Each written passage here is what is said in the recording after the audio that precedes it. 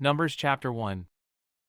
A year after Israel's departure from Egypt, the Lord spoke to Moses in the tabernacle in the wilderness of Sinai. On the first day of the second month of that year he said, "From the whole community of Israel, record the names of all the warriors by their clans and families. List all the men 20 years old or older who are able to go to war. You and Aaron must register the troops, and you will be assisted by one family leader from each tribe. These are the tribes and the names of the leaders who will assist you: Reuben, Elizur son of Shadur; Simeon, Shalumiel son of Zurishaddai; Judah, Nahshon son of Amminadab; Issachar, Nethanel son of Zur; Zebulun, Eliab son of Helon; Ephraim son of Joseph, Elishama son of Ammihud; Manasseh son of Joseph, Gamaliel son of Pedahzur; Benjamin, Abidan son of Gideoni; Dan, Ahiezer son of Ammishaddai; Asher, Pagiel son of Ochran; Gad, Eliasaph son of Duel; Naphtali, Ahira son of Anan. These are the chosen leaders of the community, the leaders of their ancestral tribes, the heads of the clans of Israel." So Moses and Aaron called together these chosen leaders, and they assembled the whole community of Israel on that very day. All the people were registered according to their ancestry by their clans and families. The men of Israel who were 20 years old or older were listed one by one, just as the Lord had commanded Moses. So Moses recorded their names in the wilderness of Sinai. This is the number of men 20 years old or older who were able to go to war, as their names were listed in the records of their clans and families. Reuben, Jacob's oldest son, 46,500. Simeon, 59,300. Gad, 45,650. Judah, 74,600. Issachar, 54,400. Zebulun, 57,400. Ephraim, son of Joseph, 40,500. Manasseh, son of Joseph, 32,200. Benjamin, 35,400. Dan, 62,700. Asher, 41,500. Naphtali, 53,400. These were the men registered by Moses and Aaron and the 12 leaders of Israel, all listed according to their ancestral descent. They were registered by families, all the men of Israel who were 20 years old or older and able to go to war. The total number was 603,550. But this total did not include the Levites. For the Lord had said to Moses, "Do not include the tribe of Levi in the registration, do not count them with the rest of the Israelites. Put the Levites in charge of the tabernacle of the covenant, along with all its furnishings and equipment. They must carry the tabernacle and all its furnishings as you travel, and they must take care of it and camp around it. Whenever it is time for the tabernacle to move, the Levites will take it down. And when it is time to stop, they will set it up again. But any unauthorized person who goes too near the tabernacle must be put to death. Each tribe of Israel will camp in a designated area with its own family banner. But the Levites will camp around the tabernacle of the covenant to protect the community of Israel from the Lord's anger. The Levites are responsible to stand guard around the tabernacle." So the Israelites did everything just as the Lord had commanded Moses. Chapter 2. Then the Lord gave these instructions to Moses and Aaron: "When the Israelites set up camp, each tribe will be assigned its own area. The tribal divisions will camp beneath their family banners on all four sides of the tabernacle, but at some distance from it. The divisions of Judah, Issachar, and Zebulun are to camp toward the sunrise on the east side of the tabernacle, beneath their family banners. These are the names of the tribes, their leaders, and the numbers of their registered troops: Judah, Nahshon son of Amminadab, 74,600. Issachar, Nethanel son of Zur, 54,400. Zebulun, Eliab son of Helon, 57,400. So the total of all the troops on Judah's side of the camp is 186,400. These three tribes are to lead the way whenever the Israelites travel to a new campsite. The divisions of Reuben, Simeon, and Gad are to camp on the south side of the tabernacle, beneath their family banners. These are the names of the tribes, their leaders, and the numbers of their registered troops: Reuben, Elizur son of Shadur, 46,500. Simeon, Shalumiel son of Zurishaddai, 59,300. Gad, Eliasaph son of Duel, 45,650. So the total of all the troops on Reuben's side of the camp is 151,450. These three tribes will be second in line whenever the Israelites travel. Then the tabernacle, carried by the Levites, will set out from the middle of the camp. All the tribes are to travel in the same order that they camp, each in position under the appropriate family banner. The divisions of Ephraim, Manasseh, and Benjamin are to camp on the west side of the tabernacle, beneath their family banners. These are the names of the tribes, their leaders, and the numbers of their registered troops. Ephraim Elishama son of Ammihud 40,500. Manasseh Gamaliel son of Pedahzur 32,200. Benjamin Abidan son of Gideoni 35,400. So the total of all the troops on Ephraim's side of the camp is 108,100. These three tribes will be third in line whenever the Israelites travel. The divisions of Dan, Asher, and Naphtali are to camp on the north side of the tabernacle, beneath their family banners. These are the names of the tribes, their leaders, and the numbers of their registered troops. Dan Ahiezer son of Ammishaddai 62,700. Asher Pagiel son of Ochran 41,500. Naphtali Ahira son of Anan 53,400. So the total of all the troops on Dan's side of the camp is 157,600. These three tribes will be last, marching under their banners whenever the Israelites travel. In summary, the troops of Israel listed by their families totaled 603,550. But as the Lord had commanded, the Levites were not included in this registration. So the people of Israel did everything as the Lord had commanded Moses. Each clan and family set up camp and marched under their banners exactly as the Lord had instructed them. Chapter 3. This is the family line of Aaron and Moses as it was recorded when the Lord spoke to Moses on Mount Sinai. The names of Aaron's sons were Nadab the oldest, Abihu, Eleazar, and Ithamar. These sons of Aaron were anointed and ordained to minister as priests. But Nadab and Abihu died in the Lord's presence in the wilderness of Sinai when they burned before the Lord the wrong kind of fire, different than he had commanded.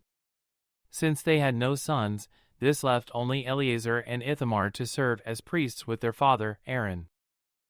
Then the Lord said to Moses, "Call forward the tribe of Levi, and present them to Aaron the priest to serve as his assistants. They will serve Aaron and the whole community, performing their sacred duties in and around the tabernacle. They will also maintain all the furnishings of the sacred tent, serving in the tabernacle on behalf of all the Israelites. Assign the Levites to Aaron and his sons. They have been given from among all the people of Israel to serve as their assistants. Appoint Aaron and his sons to carry out the duties of the priesthood. But any unauthorized person who goes too near the sanctuary must be put to death." And the Lord said to Moses, "Look, I have chosen the Levites from among the Israelites to serve as substitutes for all the firstborn sons of the people of Israel. The Levites belong to me, for all the firstborn males are mine. On the day I struck down all the firstborn sons of the Egyptians, I set apart for myself all the firstborn in Israel, both of people and of animals. They are mine, I am the Lord." The Lord spoke again to Moses in the wilderness of Sinai. He said, "Record the names of the members of the tribe of Levi by their families and clans. List every male who is 1 month old or older." So Moses listed them, just as the Lord had commanded. Levi had 3 sons, whose names were Gershon, Kohath, and Merari. The clans descended from Gershon were named after 2 of his descendants, Libni and Shimei. The clans descended from Kohath were named after 4 of his descendants, Amram, Izhar, Hebron, and Uzziel. The clans descended from Merari were named after 2 of his descendants, Mali and Mushi. These were the Levite clans, listed according to their family groups. The descendants of Gershon were composed of the clans descended from Libni and Shimei. There were 7,500 males 1 month old or older among these Gershonite clans. They were assigned the area to the west of the tabernacle for their camp.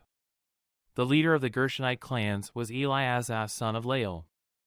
These 2 clans were responsible to care for the tabernacle, including the sacred tent with its layers of coverings, the curtain at its entrance, the curtains of the courtyard that surrounded the tabernacle and altar, the curtain at the courtyard entrance, the ropes, and all the equipment related to their use. The descendants of Kohath were composed of the clans descended from Amram, Izhar, Hebron, and Uzziel. There were 8,600 males 1 month old or older among these Kohathite clans. They were responsible for the care of the sanctuary, and they were assigned the area south of the tabernacle for their camp. The leader of the Kohathite clans was Elizaphan son of Uzziel. These 4 clans were responsible for the care of the ark, the table, the lampstand, the altars, the various articles used in the sanctuary, the inner curtain, and all the equipment related to their use. Eleazar, son of Aaron the priest, was the chief administrator over all the Levites, with special responsibility for the oversight of the sanctuary. The descendants of Merari were composed of the clans descended from Mali and Mushi. There were 6,200 males 1 month old or older among these Merarite clans. They were assigned the area north of the tabernacle for their camp. The leader of the Merarite clans was Zuriel son of Abihail. These 2 clans were responsible for the care of the frames supporting the tabernacle, the crossbars, the pillars, the bases, and all the equipment related to their use. They were also responsible for the posts of the courtyard and all their bases, pegs, and ropes. The area in front of the tabernacle, in the east toward the sunrise, was reserved for the tents of Moses and of Aaron and his sons, who had the final responsibility for the sanctuary on behalf of the people of Israel. Anyone other than a priest or Levite who went too near the sanctuary was to be put to death. When Moses and Aaron counted the Levite clans at the Lord's command, the total number was 22,000 males 1 month old or older. Then the Lord said to Moses, "Now count all the firstborn sons in Israel who are 1 month old or older, and make a list of their names. The Levites must be reserved for me as substitutes for the firstborn sons of Israel. I am the Lord. And the Levites' livestock must be reserved for me as substitutes for the firstborn livestock of the whole nation of Israel." So Moses counted the firstborn sons of the people of Israel, just as the Lord had commanded. The number of firstborn sons who were 1 month old or older was 22,273. Then the Lord said to Moses, "Take the Levites as substitutes for the firstborn sons of the people of Israel. And take the livestock of the Levites as substitutes for the firstborn livestock of the people of Israel. The Levites belong to me. I am the Lord. There are 273 more firstborn sons of Israel than there are Levites. To redeem these extra firstborn sons, collect 5 pieces of silver for each of them, each piece weighing the same as the sanctuary shekel, which equals 20 gerahs. Give the silver to Aaron and his sons as the redemption price for the extra firstborn sons." So Moses collected the silver for redeeming the firstborn sons of Israel who exceeded the number of Levites. He collected 1,365 pieces of silver on behalf of these firstborn sons of Israel, each piece weighing the same as the sanctuary shekel. And Moses gave the silver for the redemption to Aaron and his sons, just as the Lord had commanded. Chapter 4. Then the Lord said to Moses and Aaron, "Record the names of the members of the clans and families of the Kohathite division of the tribe of Levi. List all the men between the ages of 30 and 50 who are eligible to serve in the tabernacle." The duties of the Kohathites at the tabernacle will relate to the most sacred objects. When the camp moves, Aaron and his sons must enter the tabernacle first to take down the inner curtain and cover the Ark of the Covenant with it.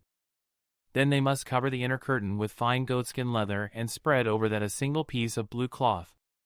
Finally, they must put the carrying poles of the ark in place. Next, they must spread a blue cloth over the table where the bread of the presence is displayed, and on the cloth they will place the bowls, ladles, jars, pitchers, and the special bread. They must spread a scarlet cloth over all of this, and finally a covering of fine goatskin leather on top of the scarlet cloth. Then they must insert the carrying poles into the table. Next, they must cover the lampstand with a blue cloth, along with its lamps, lamp snuffers, trays, and special jars of olive oil. Then they must cover the lampstand and its accessories with fine goatskin leather and place the bundle on a carrying frame. Next, they must spread a blue cloth over the gold incense altar and cover this cloth with fine goatskin leather. Then they must attach the carrying poles to the altar. They must take all the remaining furnishings of the sanctuary and wrap them in a blue cloth, cover them with fine goatskin leather, and place them on the carrying frame. They must remove the ashes from the altar for sacrifices and cover the altar with a purple cloth. All the altar utensils, the fire pans, meat forks, shovels, basins, and all the containers, must be placed on the cloth, and a covering of fine goatskin leather must be spread over them. Finally, they must put the carrying poles in place. The camp will be ready to move when Aaron and his sons have finished covering the sanctuary and all the sacred articles. The Kohathites will come and carry these things to the next destination. But they must not touch the sacred objects, or they will die. So these are the things from the tabernacle that the Kohathites must carry. Eleazar son of Aaron the priest will be responsible for the oil of the lampstand, the fragrant incense, the daily grain offering, and the anointing oil. In fact, Eleazar will be responsible for the entire tabernacle and everything in it, including the sanctuary and its furnishings. Then the Lord said to Moses and Aaron, "Do not let the Kohathite clans be destroyed from among the Levites. This is what you must do so they will live and not die when they approach the most sacred objects. Aaron and his sons must always go in with them and assign a specific duty or load to each person. The Kohathites must never enter the sanctuary to look at the sacred objects for even a moment, or they will die." And the Lord said to Moses, "Record the names of the members of the clans and families of the Gershonite division of the tribe of Levi. List all the men between the ages of 30 and 50 who are eligible to serve in the tabernacle. These Gershonite clans will be responsible for general service and carrying loads. They must carry the curtains of the tabernacle itself with its coverings, the outer covering of fine goatskin leather, and the curtain for the tabernacle entrance. They are also to carry the curtains for the courtyard walls that surround the tabernacle and altar, the curtain across the courtyard entrance, the ropes, and all the equipment related to their use. The Gershonites are responsible for all these items. Aaron and his sons will direct the Gershonites regarding all their duties, whether it involves moving the equipment or doing other work. They must assign the Gershonites responsibility for the loads they are to carry. So these are the duties assigned to the Gershonite clans at the tabernacle. They will be directly responsible to Ithamar son of Aaron the priest. Now record the names of the members of the clans and families of the Merarite division of the tribe of Levi. List all the men between the ages of 30 and 50 who are eligible to serve in the tabernacle. Their only duty at the tabernacle will be to carry loads. They will carry the frames of the tabernacle, the crossbars, the posts, and the bases, also the posts for the courtyard walls with their bases, pegs, and ropes, and all the accessories and everything else related to their use.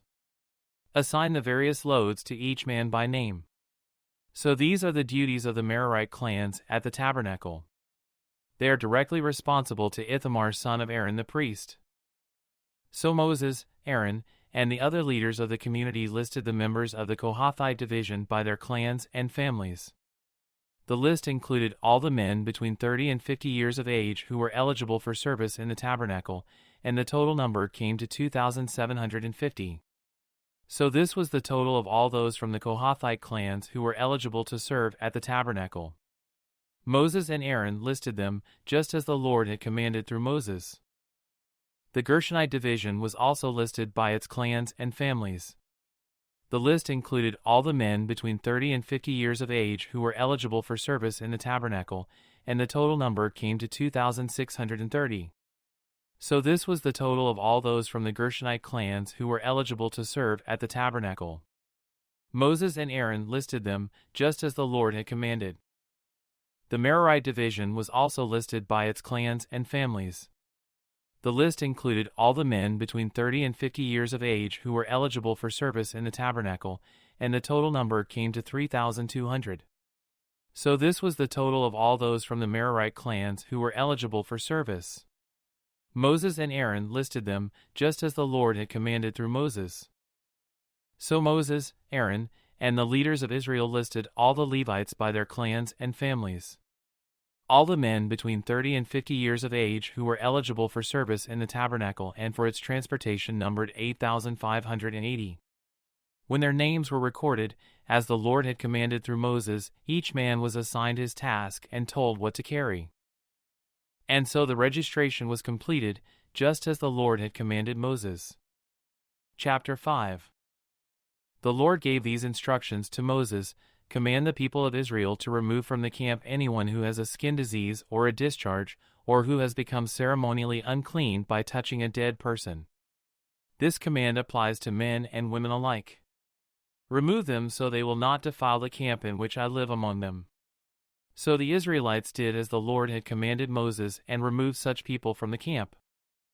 Then the Lord said to Moses, "Give the following instructions to the people of Israel. If any of the people, men or women, betray the Lord by doing wrong to another person, they are guilty. They must confess their sin and make full restitution for what they have done, adding an additional 20% and returning it to the person who was wronged. But if the person who was wronged is dead, and there are no near relatives to whom restitution can be made, the payment belongs to the Lord and must be given to the priest. Those who are guilty must also bring a ram as a sacrifice, and they will be purified and made right with the Lord. All the sacred offerings that the Israelites bring to a priest will belong to him. Each priest may keep all the sacred donations that he receives." And the Lord said to Moses, "Give the following instructions to the people of Israel.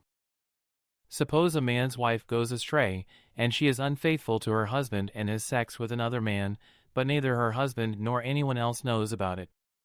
She has defiled herself, even though there was no witness and she was not caught in the act. If her husband becomes jealous and is suspicious of his wife and needs to know whether or not she has defiled herself, the husband must bring his wife to the priest. He must also bring an offering of 2 quarts of barley flour to be presented on her behalf. Do not mix it with olive oil or frankincense, for it is a jealousy offering, an offering to prove whether or not she is guilty. The priest will then present her to stand trial before the Lord. He must take some holy water in a clay jar and pour into a dust he has taken from the tabernacle floor. When the priest has presented the woman before the Lord, he must unbind her hair and place in her hands the offering of proof, the jealousy offering, to determine whether her husband's suspicions are justified. The priest will stand before her, holding the jar of bitter water that brings a curse to those who are guilty. The priest will then put the woman under oath and say to her, "If no other man has had sex with you, and you have not gone astray and defiled yourself while under your husband's authority, may you be immune from the effects of this bitter water that brings on the curse. But if you have gone astray by being unfaithful to your husband, and have defiled yourself by having sex with another man, at this point the priest must put the woman under oath by saying, 'May the people know that the Lord's curse is upon you when he makes you infertile, causing your womb to shrivel and your abdomen to swell. Now may this water that brings the curse enter your body and cause your abdomen to swell and your womb to shrivel.' And the woman will be required to say, 'Yes, let it be so.' And the priest will write these curses on a piece of leather and wash them off into the bitter water. He will make the woman drink the bitter water that brings on the curse. When the water enters her body, it will cause bitter suffering if she is guilty. The priest will take the jealousy offering from the woman's hand, lift it up before the Lord, and carry it to the altar. He will take a handful of the flour as a token portion and burn it on the altar, and he will require the woman to drink the water. If she has defiled herself by being unfaithful to her husband, the water that brings on the curse will cause bitter suffering. Her abdomen will swell and her womb will shrink, and her name will become a curse among her people. But if she has not defiled herself and is pure, then she will be unharmed and will still be able to have children. This is the ritual law for dealing with suspicion. If a woman goes astray and defile herself while under her husband's authority, or if a man becomes jealous and is suspicious that his wife has been unfaithful, the husband must present his wife before the Lord, and the priest will apply this entire ritual law to her. The husband will be innocent of any guilt in this matter, but his wife will be held accountable for her sin. Chapter 6. Then the Lord said to Moses, "Give the following instructions to the people of Israel. If any of the people, either men or women, take the special vow of a Nazirite, setting themselves apart to the Lord in a special way, they must give up wine and other alcoholic drinks. They must not use vinegar made from wine or from other alcoholic drinks, they must not drink fresh grape juice, and they must not eat grapes or raisins. As long as they are bound by their Nazirite vow, they are not allowed to eat or drink anything that comes from a grapevine, not even the grape seeds or skins. They must never cut their hair throughout the time of their vow, for they are holy and set apart to the Lord. Until the time of their vow has been fulfilled, they must let their hair grow long. And they must not go near a dead body during the entire period of their vow to the Lord. Even if the dead person is their own father, mother, brother, or sister, they must not defile themselves, for the hair on their head is the symbol of their separation to God.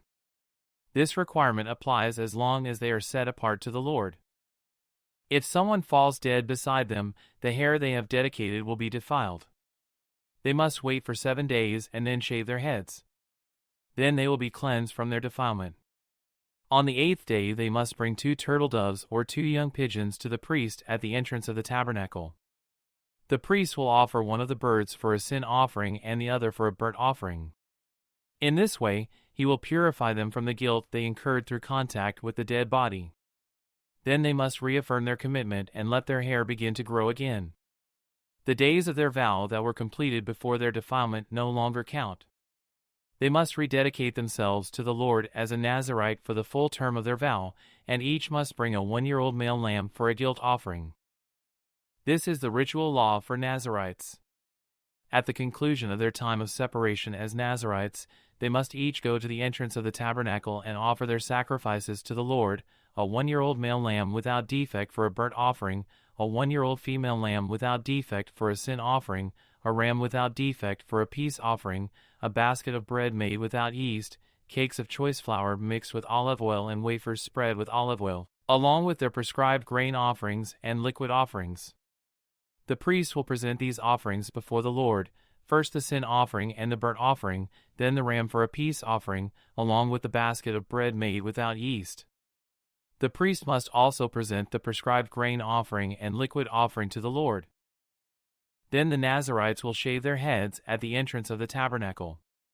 They will take the hair that had been dedicated and place it on the fire beneath the peace offering sacrifice. After the Nazirite's head has been shaved, the priest will take for each of them the boiled shoulder of the ram, and he will take from the basket a cake and a wafer made without yeast. He will put them all into the Nazirite's hands. Then the priest will lift them up as a special offering before the Lord. These are holy portions for the priest, along with the breast of the special offering and the thigh of the sacred offering that are lifted up before the Lord. After this ceremony, the Nazirites may again drink wine. This is the ritual law of the Nazirites, who vow to bring these offerings to the Lord. They may also bring additional offerings if they can afford it. And they must be careful to do whatever they vowed when they set themselves apart as Nazirites. The priestly blessing. Then the Lord said to Moses, "Tell Aaron and his sons to bless the people of Israel with this special blessing. May the Lord bless you and protect you. May the Lord smile on you and be gracious to you. May the Lord show you his favor and give you his peace. Whenever Aaron and his sons bless the people of Israel in my name, I myself will bless them." Chapter 7. On the day Moses set up the tabernacle, he anointed it and set it apart as holy. He also anointed and set apart all its furnishings and the altar with its utensils. Then the leaders of Israel, the tribal leaders who had registered the troops, came and brought their offerings. Together they brought 6 large wagons and 12 oxen. There was a wagon for every 2 leaders and an ox for each leader. They presented these to the Lord in front of the tabernacle. Then the Lord said to Moses, "Receive their gifts, and use these oxen and wagons for transporting the tabernacle. Distribute them among the Levites according to the work they have to do." So Moses took the wagons and oxen and presented them to the Levites. He gave 2 wagons and 4 oxen to the Gershonite division for their work, and he gave 4 wagons and 8 oxen to the Merarite division for their work. All their work was done under the leadership of Ithamar son of Aaron the priest. But he gave none of the wagons or oxen to the Kohathite division, since they were required to carry the sacred objects of the tabernacle on their shoulders. The leaders also presented dedication gifts for the altar at the time it was anointed. They each placed their gifts before the altar. The Lord said to Moses, "Let one leader bring his gift each day for the dedication of the altar." On the first day Nahshon son of Amminadab, leader of the tribe of Judah, presented his offering. His offering consisted of a silver platter weighing 3¼ pounds and a silver basin weighing 1¾ pounds as measured by the weight of the sanctuary shekel. These were both filled with grain offerings of choice flour moistened with olive oil. He also brought a gold container weighing 4 ounces, which was filled with incense. he brought a young bull, a ram, and a 1-year-old male lamb for a burnt offering, and a male goat for a sin offering. For a peace offering he brought 2 bulls, 5 rams, 5 male goats, and 5 1-year-old male lambs. This was the offering brought by Nahshon son of Amminadab. On the second day Nethanel son of Zuar, leader of the tribe of Issachar, presented his offering. His offering consisted of a silver platter weighing 3¼ pounds and a silver basin weighing 1¾ pounds as measured by the weight of the sanctuary shekel. These were both filled with grain offerings of choice flour moistened with olive oil. He also brought a gold container weighing 4 ounces, which was filled with incense. He brought a young bull, a ram, and a 1-year-old male lamb for a burnt offering, and a male goat for a sin offering. For a peace offering he brought 2 bulls, 5 rams, 5 male goats, and 5 1-year-old male lambs. This was the offering brought by Nethanel son of Zuar. On the third day Eliab son of Helon, leader of the tribe of Zebulun, presented his offering. His offering consisted of a silver platter weighing 3¼ pounds and a silver basin weighing 1¾ pounds as measured by the weight of the sanctuary shekel. These were both filled with grain offerings of choice flour moistened with olive oil. He also brought a gold container weighing 4 ounces, which was filled with incense. He brought a young bull, a ram, and a 1-year-old male lamb for a burnt offering, and a male goat for a sin offering. For a peace offering he brought 2 bulls, 5 rams, 5 male goats, and 5 1-year-old male lambs. This was the offering brought by Eliab son of Helon.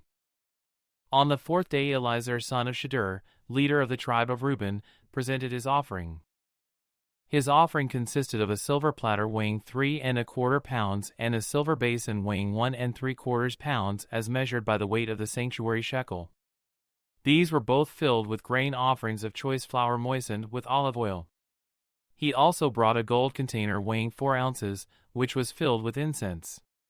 He brought a young bull, a ram, and a 1-year-old male lamb for a burnt offering, and a male goat for a sin offering. For a peace offering he brought 2 bulls, 5 rams, 5 male goats, and 5 1-year-old male lambs. This was the offering brought by Eliezer son of Shedeur. On the fifth day Shelumiel son of Zurishaddai, leader of the tribe of Simeon, presented his offering.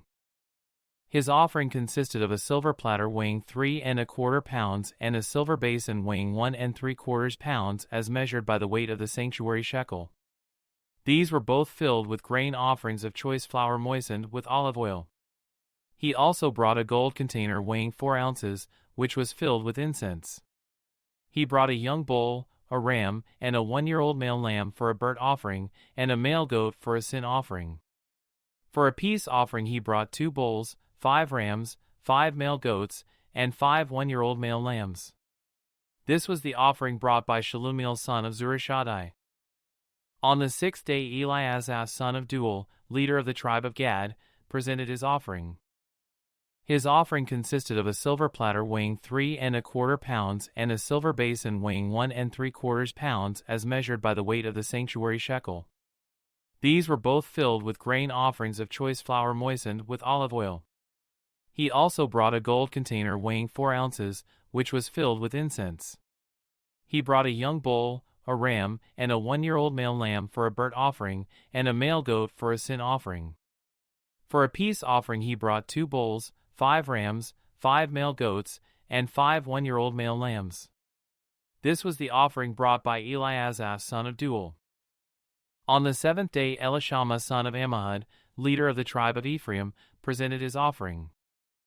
His offering consisted of a silver platter weighing 3¼ pounds and a silver basin weighing 1¾ pounds as measured by the weight of the sanctuary shekel. These were both filled with grain offerings of choice flour moistened with olive oil. He also brought a gold container weighing 4 ounces, which was filled with incense. He brought a young bull, a ram, and a 1-year-old male lamb for a burnt offering, and a male goat for a sin offering. For a peace offering he brought 2 bulls, 5 rams, 5 male goats, and 5 1-year-old male lambs. This was the offering brought by Elishama son of Ammihud. On the eighth day Gamaliel son of Pedahzur, leader of the tribe of Manasseh, presented his offering. His offering consisted of a silver platter weighing 3¼ pounds and a silver basin weighing 1¾ pounds as measured by the weight of the sanctuary shekel. These were both filled with grain offerings of choice flour moistened with olive oil. He also brought a gold container weighing 4 ounces, which was filled with incense. He brought a young bull, a ram, and a 1-year-old male lamb for a burnt offering, and a male goat for a sin offering. For a peace offering he brought 2 bulls, 5 rams, 5 male goats, and 5 1-year-old male lambs. This was the offering brought by Gamaliel son of Pedahzur. On the 9th day Abidan son of Gideoni, leader of the tribe of Benjamin, presented his offering. His offering consisted of a silver platter weighing 3¼ pounds and a silver basin weighing 1¾ pounds as measured by the weight of the sanctuary shekel. These were both filled with grain offerings of choice flour moistened with olive oil. He also brought a gold container weighing 4 ounces, which was filled with incense. He brought a young bull, a ram, and a 1-year-old male lamb for a burnt offering, and a male goat for a sin offering. For a peace offering he brought 2 bulls, 5 rams, 5 male goats, and 5 1-year-old male lambs. This was the offering brought by Abidan son of Gideoni. On the 10th day Ahiezer son of Ammishaddai, leader of the tribe of Dan, presented his offering. His offering consisted of a silver platter weighing 3¼ pounds and a silver basin weighing 1¾ pounds as measured by the weight of the sanctuary shekel. These were both filled with grain offerings of choice flour moistened with olive oil. He also brought a gold container weighing 4 ounces, which was filled with incense. He brought a young bull, a ram, and a 1-year-old male lamb for a burnt offering, and a male goat for a sin offering. For a peace offering he brought 2 bulls, 5 rams, 5 male goats, and 5 1-year-old male lambs. This was the offering brought by Ahiezer son of Ammishaddai. On the 11th day Pagiel son of Ochran, leader of the tribe of Asher, presented his offering. His offering consisted of a silver platter weighing 3¼ pounds and a silver basin weighing 1¾ pounds as measured by the weight of the sanctuary shekel. These were both filled with grain offerings of choice flour moistened with olive oil. He also brought a gold container weighing 4 ounces, which was filled with incense. He brought a young bull, a ram, and a 1-year-old male lamb for a burnt offering, and a male goat for a sin offering. For a peace offering he brought 2 bulls, 5 rams, 5 male goats, and 5 1-year-old male lambs. This was the offering brought by Pagiel son of Ochran. On the 12th day Ahira son of Anan, leader of the tribe of Naphtali, presented his offering. His offering consisted of a silver platter weighing 3¼ pounds and a silver basin weighing 1¾ pounds as measured by the weight of the sanctuary shekel. These were both filled with grain offerings of choice flour moistened with olive oil. He also brought a gold container weighing 4 ounces, which was filled with incense. He brought a young bull, a ram, and a 1-year-old male lamb for a burnt offering, and a male goat for a sin offering. For a peace offering he brought 2 bulls, 5 rams, 5 male goats, and 5 1-year-old male lambs. This was the offering brought by Ahira son of Anan. So this was the dedication offering brought by the leaders of Israel at the time the altar was anointed: 12 silver platters, 12 silver basins, and 12 gold incense containers. Each silver platter weighed 3¼ pounds, and each silver basin weighed 1¾ pounds. The total weight of the silver was 60 pounds as measured by the weight of the sanctuary shekel. Each of the 12 gold containers that was filled with incense weighed 4 ounces as measured by the weight of the sanctuary shekel. The total weight of the gold was 3 pounds. 12 young bulls, 12 rams, and 12 1-year-old male lambs were donated for the burnt offerings, along with their prescribed grain offerings. 12 male goats were brought for the sin offerings. 24 bulls, 60 rams, 60 male goats, and 60 1-year-old male lambs were donated for the peace offerings. This was the dedication offering for the altar after it was anointed. Whenever Moses went into the tabernacle to speak with the Lord, he heard the voice speaking to him from between the 2 cherubim above the ark's cover, the place of atonement, that rests on the ark of the covenant. The Lord spoke to him from there. Chapter 8. The Lord said to Moses, "Give Aaron the following instructions. When you set up the 7 lamps in the lampstand, place them so their light shines forward in front of the lampstand. So Aaron did this. He set up the 7 lamps so they reflected their light forward, just as the Lord had commanded Moses. The entire lampstand, from its base to its decorative blossoms, was made of beaten gold. It was built according to the exact design the Lord had shown Moses. Then the Lord said to Moses, "Now set the Levites apart from the rest of the people of Israel and make them ceremonially clean. Do this by sprinkling them with the water of purification, and have them shave their entire body and wash their clothing. Then they will be ceremonially clean. Have them bring a young bull and a grain offering of choice flour moistened with olive oil, along with a second young bull for a sin offering. Then assemble the whole community of Israel, and present the Levites at the entrance of the tabernacle. When you present the Levites before the Lord, the people of Israel must lay their hands on them. Raising his hands, Aaron must then present the Levites to the Lord as a special offering from the people of Israel, thus dedicating them to the Lord's service. Next, the Levites will lay their hands on the heads of the young bulls. Present one as a sin offering and the other as a burnt offering to the Lord, to purify the Levites and make them right with the Lord. Then have the Levites stand in front of Aaron and his sons, and raise your hands and present them as a special offering to the Lord. In this way, you will set the Levites apart from the rest of the people of Israel, and the Levites will belong to me. After this, they may go into the tabernacle to do their work, because you have purified them and presented them as a special offering. Of all the people of Israel, the Levites are reserved for me. I have claimed them for myself in place of all the firstborn sons of the Israelites. I have taken the Levites as their substitutes. For all the firstborn males among the people of Israel are mine, both of people and of animals. I set them apart for myself on the day I struck down all the firstborn sons of the Egyptians.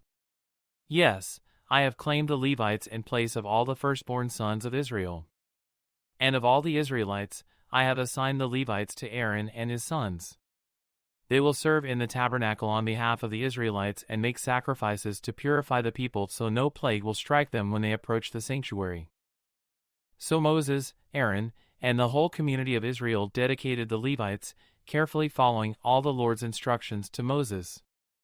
The Levites purified themselves from sin and washed their clothes, and Aaron lifted them up and presented them to the Lord as a special offering. He then offered a sacrifice to purify them and make them right with the Lord. After that, the Levites went into the tabernacle to perform their duties, assisting Aaron and his sons. So they carried out all the commands that the Lord gave Moses concerning the Levites. The Lord also instructed Moses, "This is the rule the Levites must follow. They must begin serving in the tabernacle at the age of 25, and they must retire at the age of 50. After retirement, they may assist their fellow Levites by serving as guards at the tabernacle, but they may not officiate in the service. This is how you must assign duties to the Levites." Chapter 9. A year after Israel's departure from Egypt, the Lord spoke to Moses in the wilderness of Sinai. In the first month of that year he said, "Tell the Israelites to celebrate the Passover at the prescribed time, at twilight on the 14th day of the first month. Be sure to follow all my decrees and regulations concerning this celebration." So Moses told the people to celebrate the Passover in the wilderness of Sinai as twilight fell on the 14th day of the month. And they celebrated the festival there, just as the Lord had commanded Moses. But some of the men had been ceremonially defiled by touching a dead body, so they could not celebrate the Passover that day. They came to Moses and Aaron that day and said, "We have become ceremonially unclean by touching a dead body. But why should we be prevented from presenting the Lord's offering at the proper time with the rest of the Israelites?" Moses answered, "Wait here until I have received instructions for you from the Lord." This was the Lord's reply to Moses. "Give the following instructions to the people of Israel. If any of the people now or in future generations are ceremonially unclean at Passover time because of touching a dead body, or if they are on a journey and cannot be present at the ceremony, they may still celebrate the Lord's Passover. They must offer the Passover sacrifice 1 month later, at twilight on the 14th day of the second month. They must eat the Passover lamb at that time with bitter salad greens and bread made without yeast. They must not leave any of the lamb until the next morning, and they must not break any of its bones. They must follow all the normal regulations concerning the Passover. But those who neglect to celebrate the Passover at the regular time, even though they are ceremonially clean and not away on a trip, will be cut off from the community of Israel. If they fail to present the Lord's offering at the proper time, they will suffer the consequences of their guilt. And if foreigners living among you want to celebrate the Passover to the Lord, they must follow these same decrees and regulations. The same laws apply both to native-born Israelites and to the foreigners living among you. On the day the tabernacle was set up, the cloud covered it. But from evening until morning the cloud over the tabernacle looked like a pillar of fire. This was the regular pattern. At night the cloud that covered the tabernacle had the appearance of fire. Whenever the cloud lifted from over the sacred tent, the people of Israel would break camp and follow it. And wherever the cloud settled, the people of Israel would set up camp. In this way, they traveled and camped at the Lord's command wherever he told them to go. Then they remained in their camp as long as the cloud stayed over the tabernacle. If the cloud remained over the tabernacle for a long time, the Israelites stayed and performed their duty to the Lord. Sometimes the cloud would stay over the tabernacle for only a few days, so the people would stay for only a few days, as the Lord commanded. Then, at the Lord's command, they would break camp and move on. Sometimes the cloud stayed only overnight and lifted the next morning. But day or night, when the cloud lifted, the people broke camp and moved on. Whether the cloud stayed above the tabernacle for 2 days, a month, or a year, the people of Israel stayed in camp and did not move on. But as soon as it lifted, they broke camp and moved on. So they camped or traveled at the Lord's command, and they did whatever the Lord told them through Moses. Chapter 10. Now the Lord said to Moses, "Make 2 trumpets of hammered silver for calling the community to assemble and for signaling the breaking of camp. When both trumpets are blown, everyone must gather before you at the entrance of the tabernacle. But if only one trumpet is blown, then only the leaders, the heads of the clans of Israel, must present themselves to you. When you sound the signal to move on, the tribes camped on the east side of the tabernacle must break camp and move forward. When you sound the signal a second time, the tribes camped on the south will follow. You must sound short blasts as the signal for moving on. But when you call the people to an assembly, blow the trumpets with a different signal. Only the priests, Aaron's descendants, are allowed to blow the trumpets. This is a permanent law for you, to be observed from generation to generation. When you arrive in your own land and go to war against your enemies who attack you, sound the alarm with the trumpets. Then the Lord your God will remember you and rescue you from your enemies. Blow the trumpets in times of gladness, too, sounding them at your annual festivals and at the beginning of each month. And blow the trumpets over your burnt offerings and peace offerings. The trumpets will remind your God of his covenant with you. I am the Lord your God. In the 2nd year after Israel's departure from Egypt, on the 20th day of the 2nd month, the cloud lifted from the tabernacle of the covenant. So the Israelites set out from the wilderness of Sinai and traveled on from place to place until the cloud stopped in the wilderness of Paran. When the people set out for the first time, following the instructions the Lord had given through Moses, Judah's troops led the way.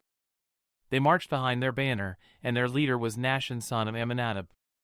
They were joined by the troops of the tribe of Issachar, led by Nethanel son of Zuar, and the troops of the tribe of Zebulun, led by Eliab son of Helon. Then the tabernacle was taken down, and the Gershonite and Merarite divisions of the Levites were next in the line of march, carrying the tabernacle with them. Reuben's troops went next, marching behind their banner. Their leader was Elizur son of Shedeur. They were joined by the troops of the tribe of Simeon, led by Shelumiel son of Zurishaddai, and the troops of the tribe of Gad, led by Eliasaph son of Deuel. Next came the Kohathite division of the Levites, carrying the sacred objects from the tabernacle. Before they arrived at the next camp, the tabernacle would already be set up at its new location.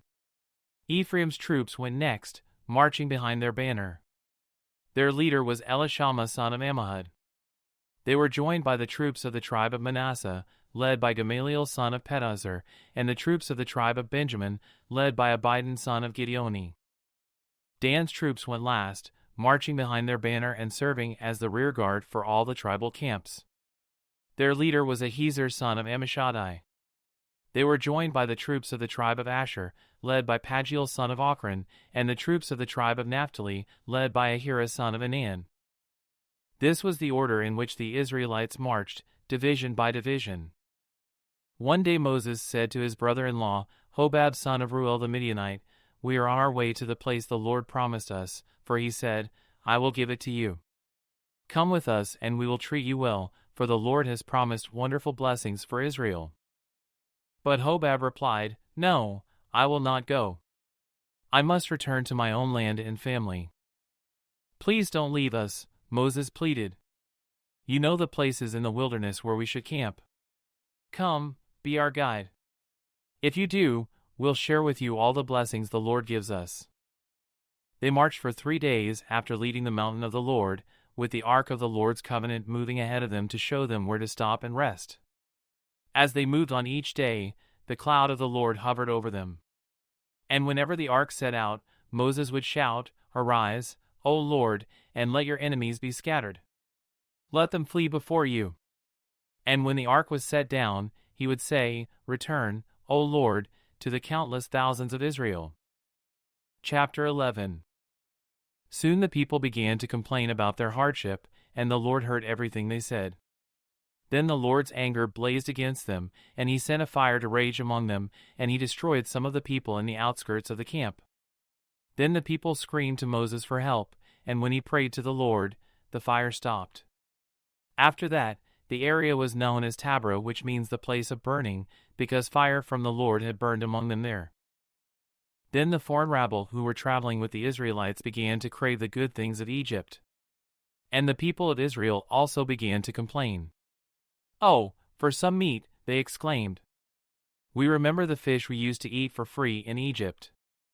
And we had all the cucumbers, melons, leeks, onions, and garlic we wanted. But now our appetites are gone. All we ever see is this manna." The manna looked like small coriander seeds, and it was pale yellow like gum resin. The people would go out and gather it from the ground. They made flour by grinding it with hand mills or pounding it in mortars. Then they boiled it in a pot and made it into flat cakes. These cakes tasted like pastries baked with olive oil. The manna came down on the camp with the dew during the night. Moses heard all the families standing in the doorways of their tents whining, and the Lord became extremely angry. Moses was also very aggravated. And Moses said to the Lord, "Why are you treating me, your servant, so harshly? Have mercy on me. What did I do to deserve the burden of all these people? Did I give birth to them? Did I bring them into the world? Why did you tell me to carry them in my arms like a mother carries a nursing baby? How can I carry them to the land you swore to give their ancestors? Where am I supposed to get meat for all these people? They keep whining to me, saying, 'Give us meat to eat.' I can't carry all these people by myself. The load is far too heavy. If this is how you intend to treat me, just go ahead and kill me. Do me a favor and spare me this misery." Then the Lord said to Moses, "Gather before me 70 men who are recognized as elders and leaders of Israel. Bring them to the tabernacle to stand there with you. I will come down and talk to you there. I will take some of the Spirit that is upon you, and I will put the Spirit upon them also. They will bear the burden of the people along with you, so you will not have to carry it alone. And say to the people, 'Purify yourselves, for tomorrow you will have meat to eat.' You were whining, and the Lord heard you when you cried, 'Oh, for some meat. We were better off in Egypt.' Now the Lord will give you meat, and you will have to eat it. And it won't be for just a day or 2, or for 5 or 10 or even 20. You will eat it for a whole month until you gag and are sick of it. For you have rejected the Lord, who is here among you, and you have whined to him, saying, 'Why did we ever leave Egypt?'" But Moses responded to the Lord, "There are 600,000 foot soldiers here with me, and yet you say, 'I will give them meat for a whole month.' Even if we butchered all our flocks and herds, would that satisfy them? Even if we caught all the fish in the sea, would that be enough?" Then the Lord said to Moses, "Has my arm lost its power? Now you will see whether or not my word comes true." So Moses went out and reported the Lord's words to the people. he gathered the 70 elders and stationed them around the tabernacle. And the Lord came down in the cloud and spoke to Moses. Then he gave the 70 elders the same spirit that was upon Moses. And when the spirit rested upon them, they prophesied. But this never happened again. 2 men, Eldad and Medad, had stayed behind in the camp. They were listed among the elders, but they had not gone out to the tabernacle. Yet the Spirit rested upon them as well, so they prophesied there in the camp. A young man ran and reported to Moses, Eldad and Medad are prophesying in the camp. Joshua son of Nun, who had been Moses' assistant since his youth, protested, Moses, my master, make them stop. But Moses replied, Are you jealous for my sake? I wish that all the Lord's people were prophets and that the Lord would put his Spirit upon them all. Then Moses returned to the camp with the elders of Israel. Now the Lord sent a wind that brought quail from the sea and let them fall all around the camp. For miles in every direction there were quail flying about 3 feet above the ground. So the people went out and caught quail all that day and throughout the night and all the next day, too. No one gathered less than 50 bushels. They spread the quail all around the camp to dry. But while they were gorging themselves on the meat, while it was still in their mouths, the anger of the Lord blazed against the people, and he struck them with a severe plague. So that place was called Kibroth-Hattaavah, which means graves of gluttony, because there they buried the people who had craved meat from Egypt. From Kibroth-Hattaavah the Israelites traveled to Hazeroth, where they stayed for some time. Chapter 12. While they were at Hazeroth, Miriam and Aaron criticized Moses because he had married a Cushite woman. They said, Has the Lord spoken only through Moses? Hasn't he spoken through us, too? But the Lord heard them. Now Moses was very humble, more humble than any other person on earth. So immediately the Lord called to Moses, Aaron, and Miriam and said, Go out to the tabernacle, all 3 of you. So the 3 of them went to the tabernacle. Then the Lord descended in the pillar of cloud and stood at the entrance of the tabernacle. Aaron and Miriam. He called, and they stepped forward. And the Lord said to them, Now listen to what I say. If there were prophets among you, I, the Lord, would reveal myself in visions. I would speak to them in dreams. But not with my servant Moses. Of all my house, he is the one I trust. I speak to him face to face, clearly, and not in riddles. He sees the Lord as he is. So why were you not afraid to criticize my servant Moses? The Lord was very angry with them, and he departed. As the cloud moved from above the tabernacle, there stood Miriam, her skin as white as snow from leprosy. When Aaron saw what had happened to her, he cried out to Moses, Oh, my master! Please don't punish us for this sin we have so foolishly committed. Don't let her be like a stillborn baby, already decayed at birth. So Moses cried out to the Lord, O God, I beg you, please heal her. But the Lord said to Moses, If her father had done nothing more than spit in her face, wouldn't she be defiled for 7 days? So keep her outside the camp for 7 days, and after that she may be accepted back. So Miriam was kept outside the camp for 7 days, and the people waited until she was brought back before they traveled again.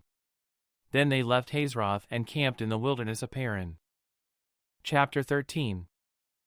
The Lord now said to Moses, Send out men to explore the land of Canaan, the land I am giving to the Israelites. Send 1 leader from each of the 12 ancestral tribes. So Moses did as the Lord commanded him.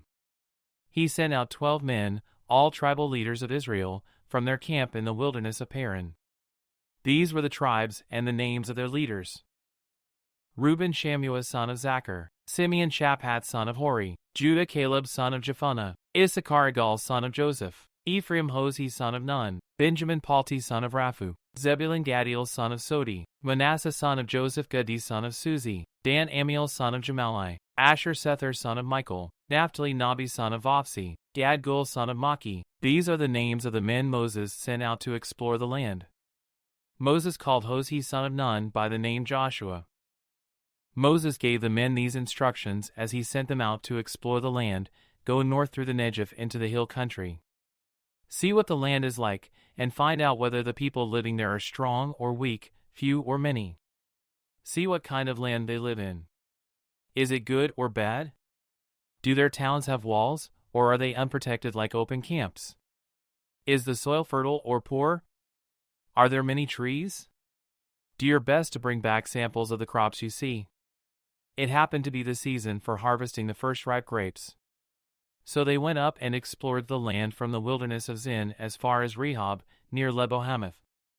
Going north, they passed through the Negev and arrived at Hebron, where Ahiman, Sheshai, and Talmai, all descendants of Anak, lived. The ancient town of Hebron was founded 7 years before the Egyptian city of Zoan. When they came to the valley of Eshcol, they cut down a branch with a single cluster of grapes so large that it took 2 of them to carry it on a pole between them. They also brought back samples of the pomegranates and figs. That place was called the Valley of Eshcol, which means cluster, because of the cluster of grapes the Israelite men cut there. After exploring the land for 40 days, the men returned to Moses, Aaron, and the whole community of Israel at Kadesh in the wilderness of Paran. They reported to the whole community what they had seen and showed them the fruit they had taken from the land.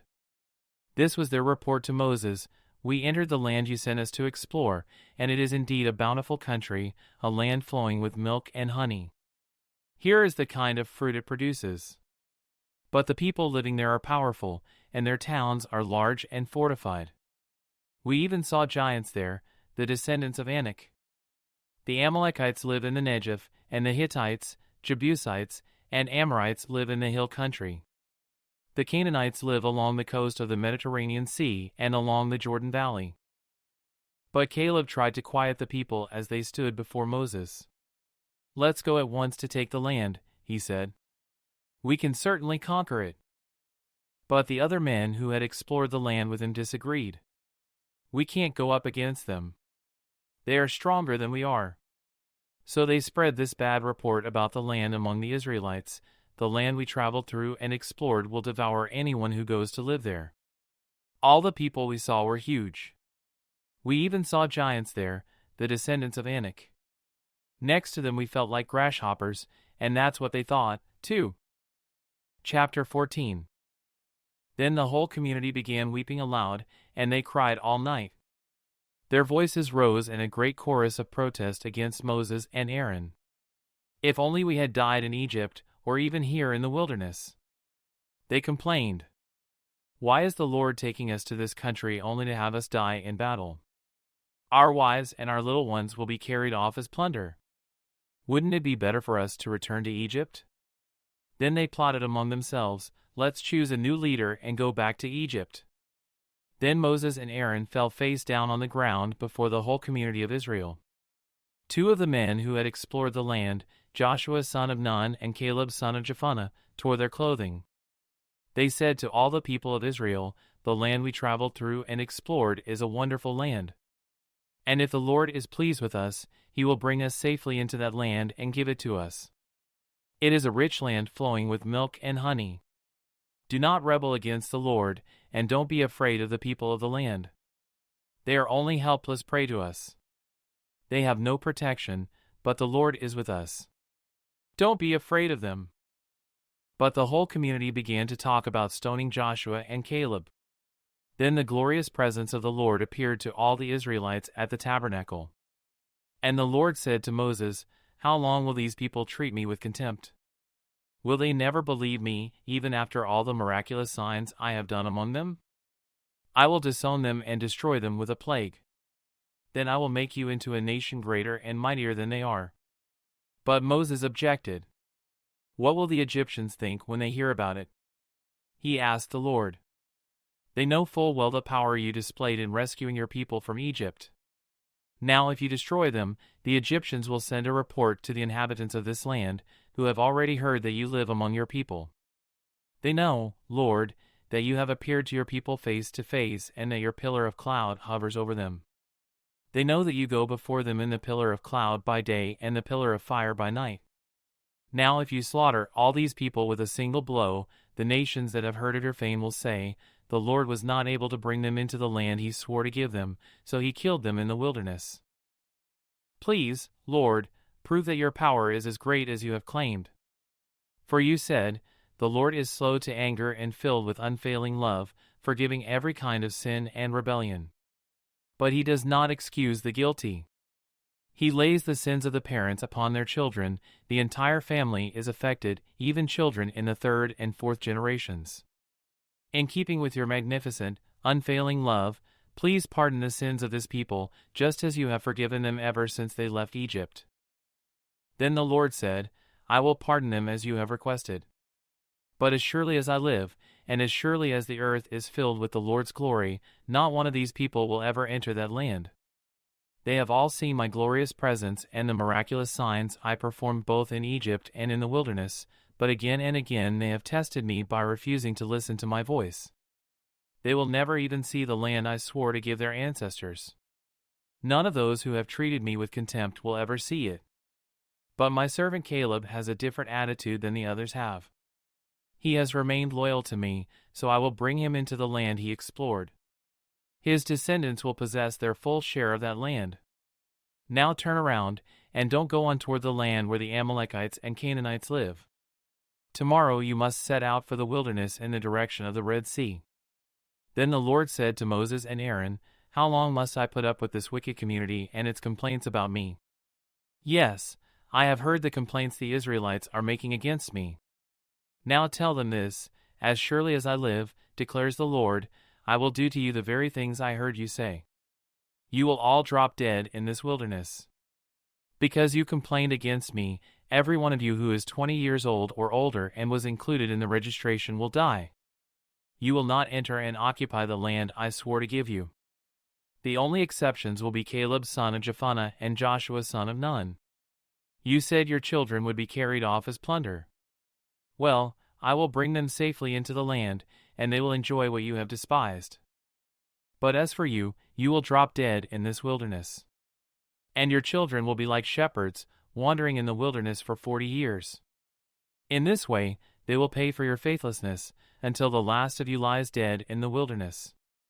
Because your men explored the land for 40 days, you must wander in the wilderness for 40 years, a year for each day, suffering the consequences of your sins.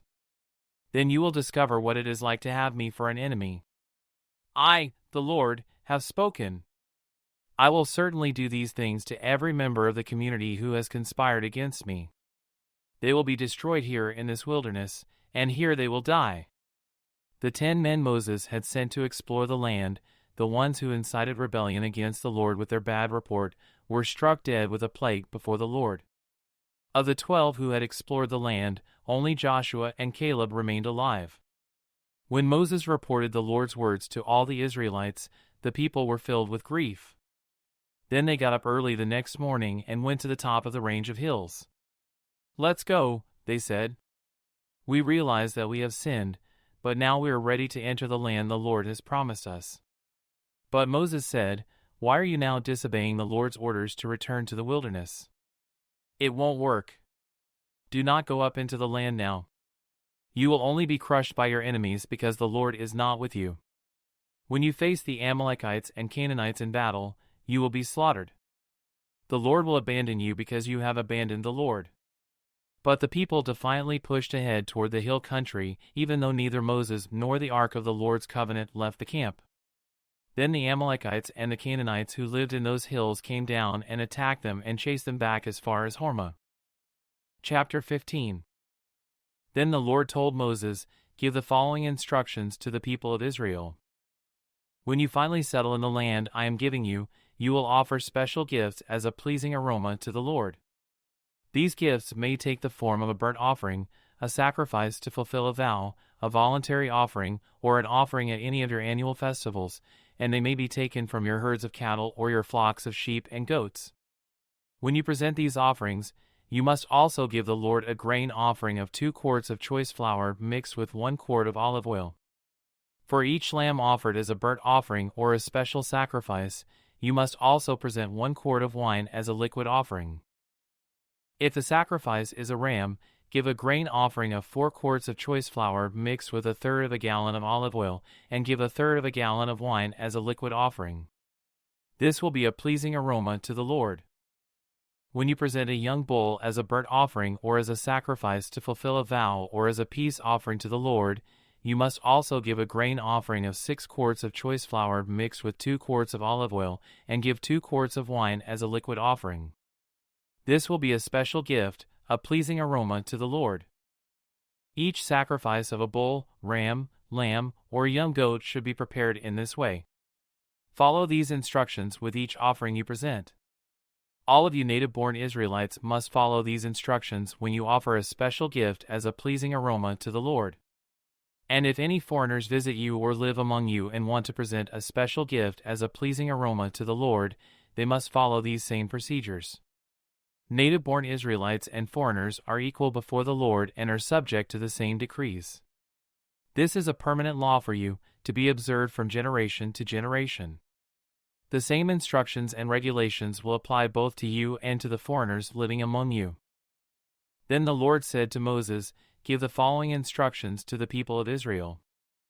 When you arrive in the land where I am taking you, and you eat the crops that grow there, you must set some aside as a sacred offering to the Lord. Present a cake from the first of the flour you grind, and set it aside as a sacred offering, as you do with the first grain from the threshing floor.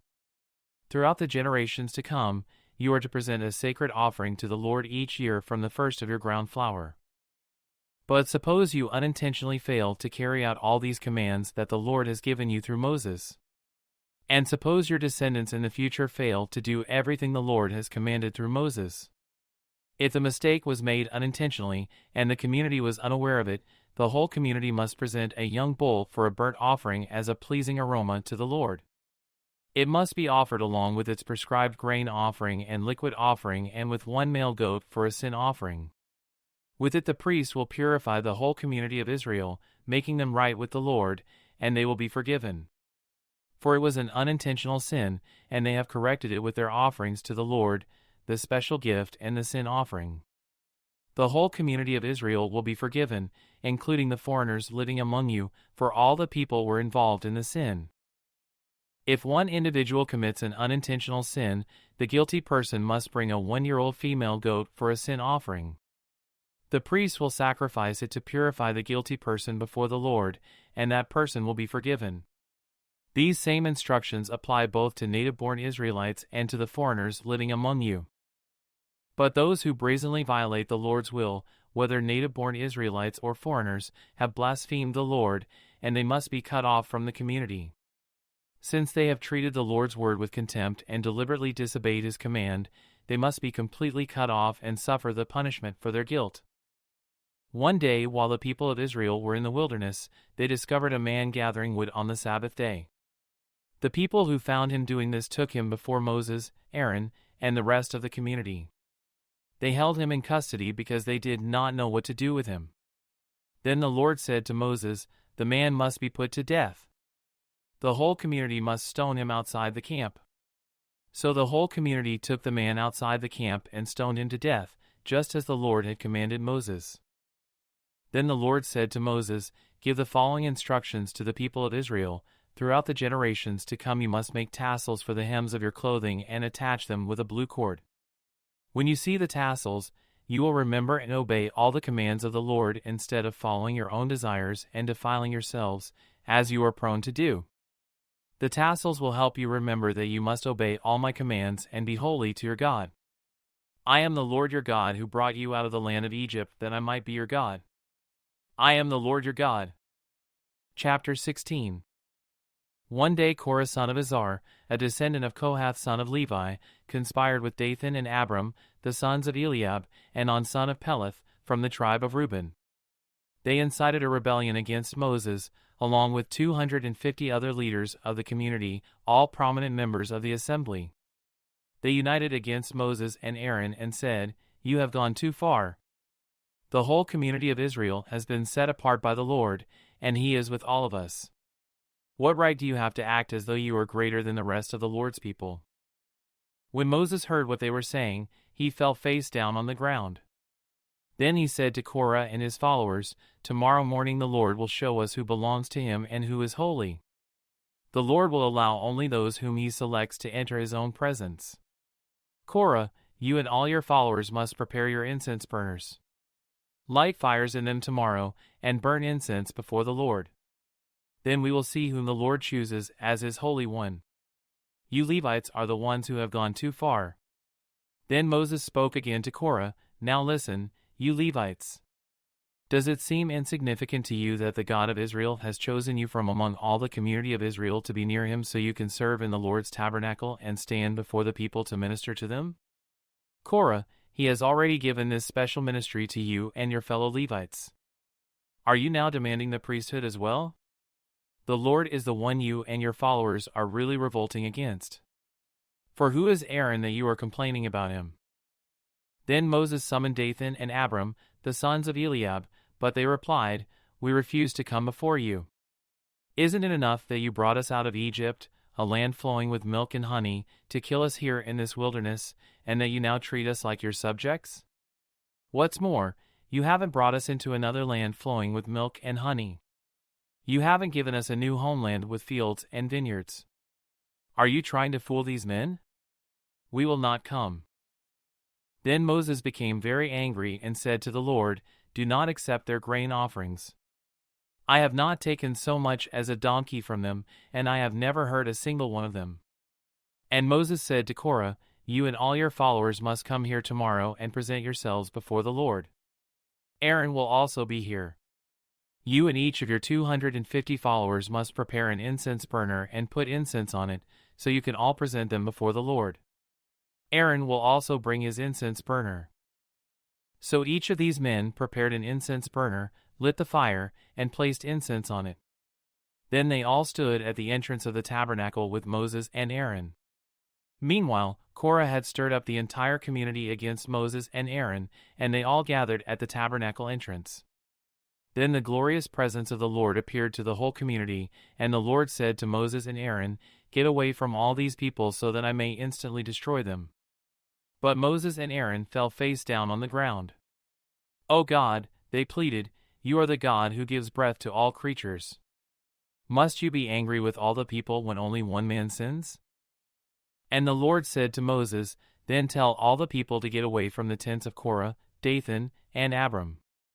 So Moses got up and rushed over to the tents of Dathan and Abiram, followed by the elders of Israel.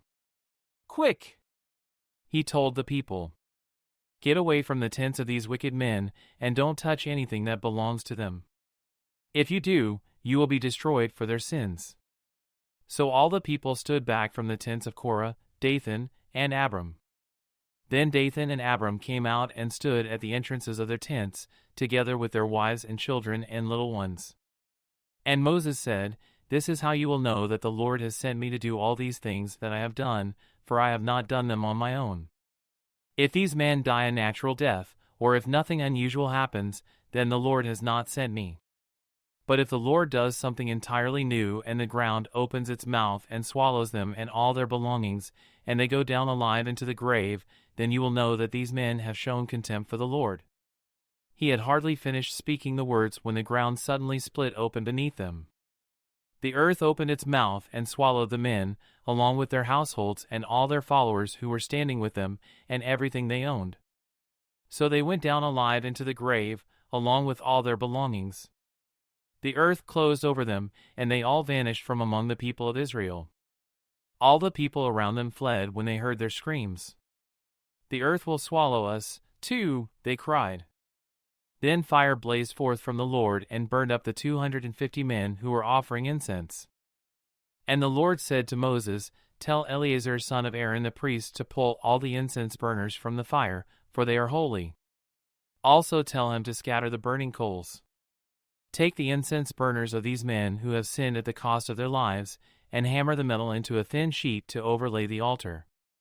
Since these burners were used in the Lord's presence, they have become holy. Let them serve as a warning to the people of Israel." So Eleazar the priest collected the 250 bronze incense burners that had been used by the men who died in the fire, and the bronze was hammered into a thin sheet to overlay the altar. This would warn the Israelites that no unauthorized person, no one who was not a descendant of Aaron, should ever enter the Lord's presence to burn incense. If anyone did, the same thing would happen to him as happened to Korah and his followers. So the Lord's instructions to Moses were carried out. But the very next morning the whole community of Israel began muttering again against Moses and Aaron, saying, "You have killed the Lord's people." As the community gathered to protest against Moses and Aaron, they turned toward the tabernacle and saw that the cloud had covered it, and the glorious presence of the Lord appeared. Moses and Aaron came and stood in front of the tabernacle, and the Lord said to Moses, "Get away from all these people so that I can instantly destroy them." But Moses and Aaron fell face down on the ground. And Moses said to Aaron, "Quick, take an incense burner and place burning coals on it from the altar. Lay incense on it, and carry it out among the people to purify them and make them right with the Lord. The Lord's anger is blazing against them, the plague has already begun." Aaron did as Moses told him and ran out among the people. The plague had already begun to strike down the people, but Aaron burned the incense and purified the people. He stood between the dead and the living, and the plague stopped. But 14,700 people died in that plague, in addition to those who had died in the affair involving Korah. Then, because the plague had stopped, Aaron returned to Moses at the entrance of the tabernacle. Chapter 17. Then the Lord said to Moses, "Tell the people of Israel to bring you 12 wooden staffs, one from each leader of Israel's ancestral tribes, and inscribe each leader's name on his staff. Inscribe Aaron's name on the staff of the tribe of Levi, for there must be one staff for the leader of each ancestral tribe. Place these staffs in the tabernacle in front of the ark containing the tablets of the covenant, where I meet with you. Buds will sprout on the staff belonging to the man I choose. Then I will finally put an end to the people's murmuring and complaining against you." So Moses gave the instructions to the people of Israel, and each of the 12 tribal leaders, including Aaron, brought Moses a staff. Moses placed the staffs in the Lord's presence in the tabernacle of the covenant. When he went into the tabernacle of the covenant the next day, he found that Aaron's staff, representing the tribe of Levi, had sprouted, budded, blossomed, and produced ripe almonds. When Moses brought all the staffs out from the Lord's presence, he showed them to the people. Each man claimed his own staff. And the Lord said to Moses, "Place Aaron's staff permanently before the Ark of the Covenant to serve as a warning to rebels. This should put an end to their complaints against me and prevent any further deaths." So Moses did as the Lord commanded him. Then the people of Israel said to Moses, "Look, we are doomed. We are dead. We are ruined. Everyone who even comes close to the tabernacle of the Lord dies. Are we all doomed to die?" Chapter 18. Then the Lord said to Aaron, "You, your sons, and your relatives from the tribe of Levi will be held responsible for any offenses related to the sanctuary. But you and your sons alone will be held responsible for violations connected with the priesthood. Bring your relatives of the tribe of Levi, your ancestral tribe, to assist you and your sons as you perform the sacred duties in front of the tabernacle of the covenant. But as the Levites go about all their assigned duties at the tabernacle, they must be careful not to go near any of the sacred objects or the altar. If they do, both you and they will die. The Levites must join you in fulfilling their responsibilities for the care and maintenance of the tabernacle, but no unauthorized person may assist you. You yourselves must perform the sacred duties inside the sanctuary and at the altar. If you follow these instructions, the Lord's anger will never again blaze against the people of Israel. I myself have chosen your fellow Levites from among the Israelites to be your special assistants. They are a gift to you, dedicated to the Lord for service in the tabernacle. But you and your sons, the priests, must personally handle all the priestly rituals associated with the altar and with everything behind the inner curtain. I am giving you the priesthood as your special privilege of service. Any unauthorized person who comes too near the sanctuary will be put to death." The Lord gave these further instructions to Aaron. "I myself have put you in charge of all the holy offerings that are brought to me by the people of Israel. I have given all these consecrated offerings to you and your sons as your permanent share. You are allotted the portion of the most holy offerings that is not burned on the fire. This portion of all the most holy offerings, including the grain offerings, sin offerings, and guilt offerings, will be most holy, and it belongs to you and your sons. You must eat it as a most holy offering. All the males may eat of it, and you must treat it as most holy. All the sacred offerings and special offerings presented to me when the Israelites lift them up before the altar also belong to you. I have given them to you and to your sons and daughters as your permanent share. Any member of your family who is ceremonially clean may eat of these offerings. I also give you the harvest gifts brought by the people as offerings to the Lord, the best of the olive oil, new wine, and grain. All the first crops of their land that the people present to the Lord belong to you. Any member of your family who is ceremonially clean may eat this food. Everything in Israel that is specially set apart for the Lord also belongs to you. The firstborn of every mother, whether human or animal, that is offered to the Lord will be yours. But you must always redeem your firstborn sons and the firstborn of ceremonially unclean animals. Redeem them when they are 1 month old. The redemption price is 5 pieces of silver as measured by the weight of the sanctuary shekel, which equals 20 gerahs. However, you may not redeem the firstborn of cattle, sheep, or goats. They are holy and have been set apart for the Lord. Sprinkle their blood on the altar and burn their fat as a special gift, a pleasing aroma to the Lord. The meat of these animals will be yours, just like the breast and right thigh that are presented by lifting them up as a special offering before the altar. Yes, I am giving you all these holy offerings that the people of Israel bring to the Lord. They are for you and your sons and daughters, to be eaten as your permanent share. This is an eternal and unbreakable covenant between the Lord and you, and it also applies to your descendants. And the Lord said to Aaron, you priests will receive no allotment of land or share of property among the people of Israel. I am your share and your allotment. As for the tribe of Levi, your relatives, I will compensate them for their service in the tabernacle. Instead of an allotment of land, I will give them the tithes from the entire land of Israel. From now on, no Israelites except priests or Levites may approach the tabernacle. If they come too near, they will be judged guilty and will die. Only the Levites may serve at the tabernacle, and they will be held responsible for any offenses against it. This is a permanent law for you, to be observed from generation to generation.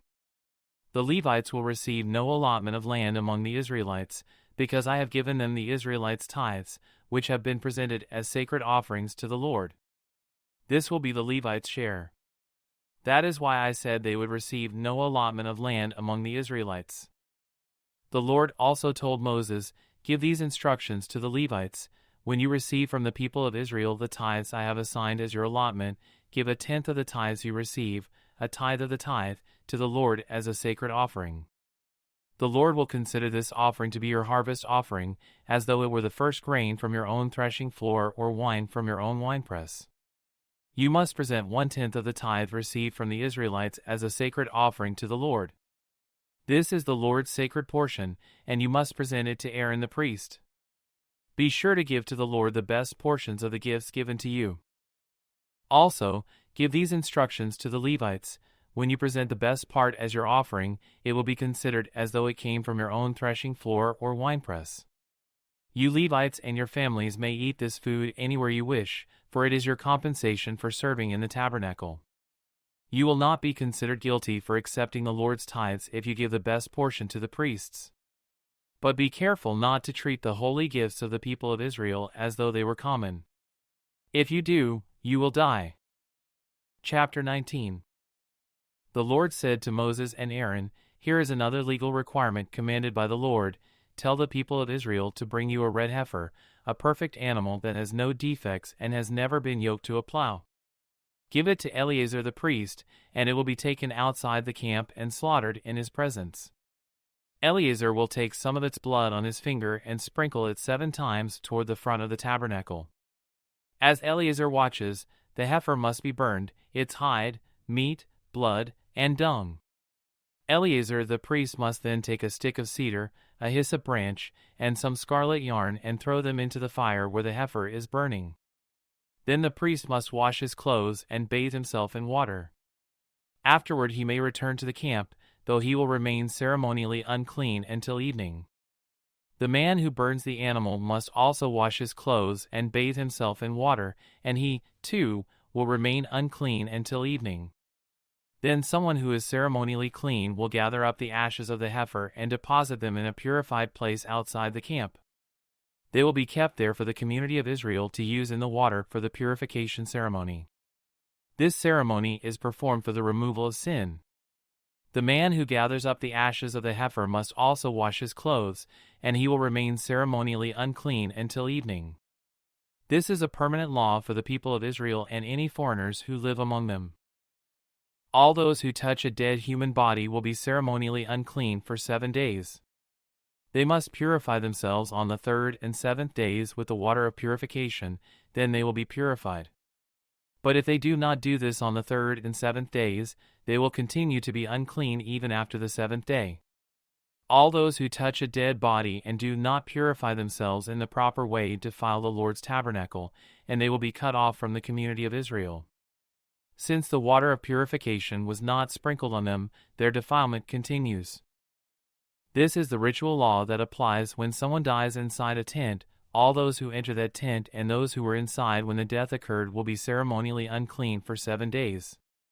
Any open container in the tent that was not covered with a lid is also defiled.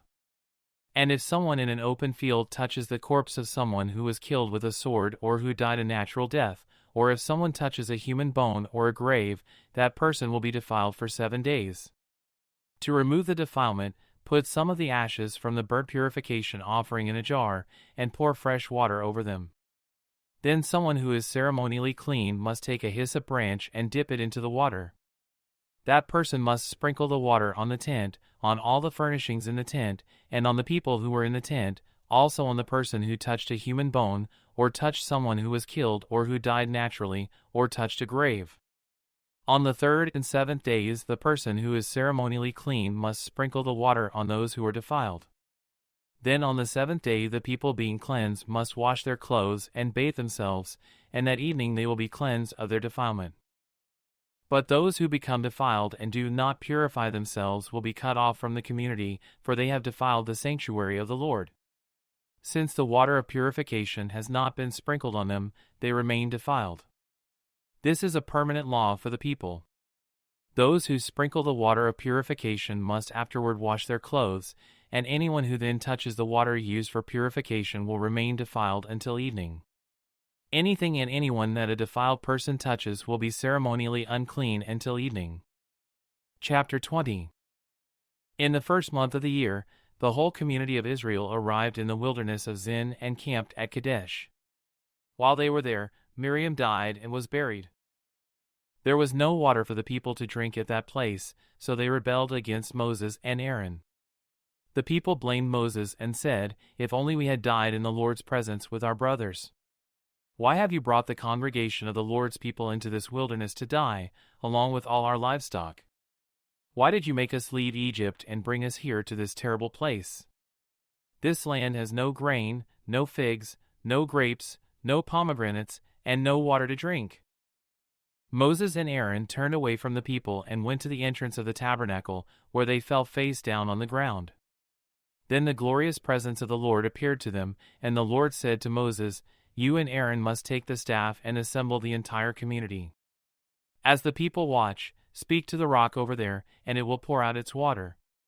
You will provide enough water from the rock to satisfy the whole community and their livestock." So Moses did as he was told. He took the staff from the place where it was kept before the Lord. Then he and Aaron summoned the people to come and gather at the rock. "Listen, you rebels," he shouted. "Must we bring you water from this rock?" Then Moses raised his hand and struck the rock twice with the staff, and water gushed out. So the entire community and their livestock drank their fill. But the Lord said to Moses and Aaron, "Because you did not trust me enough to demonstrate my holiness to the people of Israel, you will not lead them into the land I am giving them." This place was known as the waters of Meribah, which means arguing, because there the people of Israel argued with the Lord, and there he demonstrated his holiness among them. While Moses was at Kadesh, he sent ambassadors to the king of Edom with this message: "This is what your relatives, the people of Israel, say. You know all the hardships we have been through. Our ancestors went down to Egypt, and we lived there a long time, and we and our ancestors were brutally mistreated by the Egyptians. But when we cried out to the Lord, he heard us and sent an angel who brought us out of Egypt. Now we are camped at Kadesh, a town on the border of your land. Please let us travel through your land. We will be careful not to go through your fields and vineyards. We won't even drink water from your wells. We will stay on the king's road and never leave it until we have passed through your territory." But the king of Edom said, "Stay out of my land, or I will meet you with an army." The Israelites answered, "We will stay on the main road. If our livestock drink your water, we will pay for it. Just let us pass through your country. That's all we ask." But the king of Edom replied, "Stay out. You may not pass through our land." With that he mobilized his army and marched out against them with an imposing force. Because Edom refused to allow Israel to pass through their country, Israel was forced to turn around. The whole community of Israel left Kadesh and arrived at Mount Hor. There, on the border of the land of Edom, the Lord said to Moses and Aaron, "The time has come for Aaron to join his ancestors in death. He will not enter the land I am giving the people of Israel, because the two of you rebelled against my instructions concerning the water at Meribah. Now take Aaron and his son Eleazar up Mount Hor.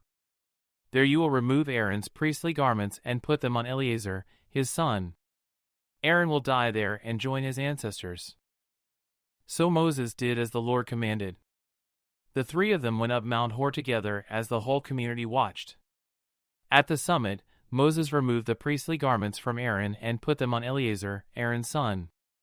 Then Aaron died there on top of the mountain, and Moses and Eleazar went back down. When the people realized that Aaron had died, all Israel mourned for him 30 days. Chapter 21. The Canaanite king of Arad, who lived in the Negev, heard that the Israelites were approaching on the road through Athram. So he attacked the Israelites and took some of them as prisoners. Then the people of Israel made this vow to the Lord, "If you will hand these people over to us, we will completely destroy all their towns." The Lord heard the Israelites' request and gave them victory over the Canaanites. The Israelites completely destroyed them and their towns, and the place has been called Hormah ever since. Then the people of Israel set out from Mount Hor, taking the road to the Red Sea to go around the land of Edom. But the people grew impatient with the long journey, and they began to speak against God and Moses.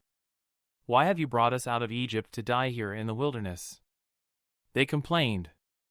"There is nothing to eat here and nothing to drink. And we hate this horrible manna."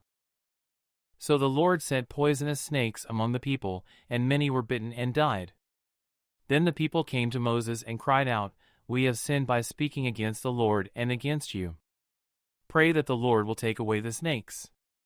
So Moses prayed for the people. Then the Lord told him, "Make a replica of a poisonous snake and attach it to a pole. All who are bitten will live if they simply look at it." So Moses made a snake out of bronze and attached it to a pole. Then anyone who was bitten by a snake could look at the bronze snake and be healed. The Israelites traveled next to Oboth and camped there. Then they went on to Iabram in the wilderness on the eastern border of Moab. From there they traveled to the valley of Zered Brook and set up camp. Then they moved out and camped on the far side of the Arnon River in the wilderness adjacent to the territory of the Amorites. The Arnon is the boundary line between the Moabites and the Amorites. For this reason the book of the Wars of the Lord speaks of the town of Waheb in the area of Suphah, and the ravines of the Arnon River, and the ravines that extend as far as the settlement of Ar on the border of Moab. From there the Israelites traveled to Beer, which is the well where the Lord said to Moses, "Assemble the people, and I will give them water." There the Israelites sang this song, "Spring up, O well! Yes, sing its praises. Sing of this well, which princes dug, which great leaders hollowed out, with their scepters and staffs."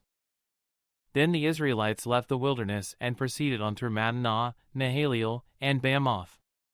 After that they went to the valley in Moab where Pisgah Peak overlooks the wasteland. The Israelites sent ambassadors to King Sihon of the Amorites with this message, "Let us travel through your land. We will be careful not to go through your fields and vineyards. We won't even drink water from your wells. We will stay on the king's road until we have passed through your territory." But King Sihon refused to let them cross his territory. Instead, he mobilized his entire army and attacked Israel in the wilderness, engaging them in battle at Jahaz. But the Israelites slaughtered them with their swords and occupied their land from the Arnon River to the Jabbok River. They went only as far as the Ammonite border because the boundary of the Ammonites was fortified. So Israel captured all the towns of the Amorites and settled in them, including the city of Heshbon and its surrounding villages. Heshbon had been the capital of King Sihon of the Amorites. He had defeated a former Moabite king and seized all his land as far as the Arnon River. Therefore, the ancient poets wrote this about him: "Come to Heshbon and let it be rebuilt. Let the city of Sihon be restored. A fire flamed forth from Heshbon, a blaze from the city of Sihon. It burned the city of Ar in Moab, it destroyed the rulers of the Arnon heights. What sorrow awaits you, O people of Moab? You are finished, O worshippers of Chemosh. Chemosh has left his sons as refugees, his daughters as captives of Sihon, the Amorite king. We have utterly destroyed them, from Heshbon to Dibon. We have completely wiped them out, as far away as Nophah and Medeba." So the people of Israel occupied the territory of the Amorites. After Moses sent men to explore the Jazer area, they captured all the towns in the region and drove out the Amorites who lived there. Then they turned and marched up the road to Bashan, but King Og of Bashan and all his people attacked them at Edrei. The Lord said to Moses, "Do not be afraid of him, for I have handed him over to you, along with all his people and his land. Do the same to him as you did to King Sihon of the Amorites, who ruled in Heshbon." And Israel killed King Og, his sons, and all his subjects. Not a single survivor remained. Then Israel occupied their land. Chapter 22. Then the people of Israel traveled to the plains of Moab and camped east of the Jordan River, across from Jericho. Balak son of Zippor, the Moabite king, had seen everything the Israelites did to the Amorites. And when the people of Moab saw how many Israelites there were, they were terrified. The king of Moab said to the elders of Midian, "This mob will devour everything in sight, like an ox devours grass in the field." So Balak, king of Moab, sent messengers to call Balaam son of Beor, who was living in his native land of Pethor near the Euphrates River. His message said, "Look, a vast horde of people has arrived from Egypt. They cover the face of the earth and are threatening me. Please come and curse these people for me because they are too powerful for me. Then perhaps I will be able to conquer them and drive them from the land. I know that blessings fall on any people you bless, and curses fall on people you curse." Balak's messengers, who were elders of Moab and Midian, set out with money to pay Balaam to place a curse upon Israel. They went to Balaam and delivered Balak's message to him. "Stay here overnight," Balaam said. "In the morning I will tell you whatever the Lord directs me to say."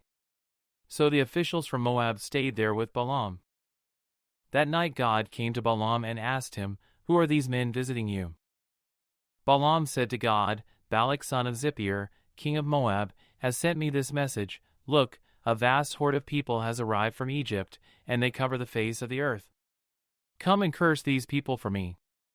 Then perhaps I will be able to stand up to them and drive them from the land." But God told Balaam, "Do not go with them. You are not to curse these people, for they have been blessed." The next morning Balaam got up and told Balak's officials, "Go on home. The Lord will not let me go with you."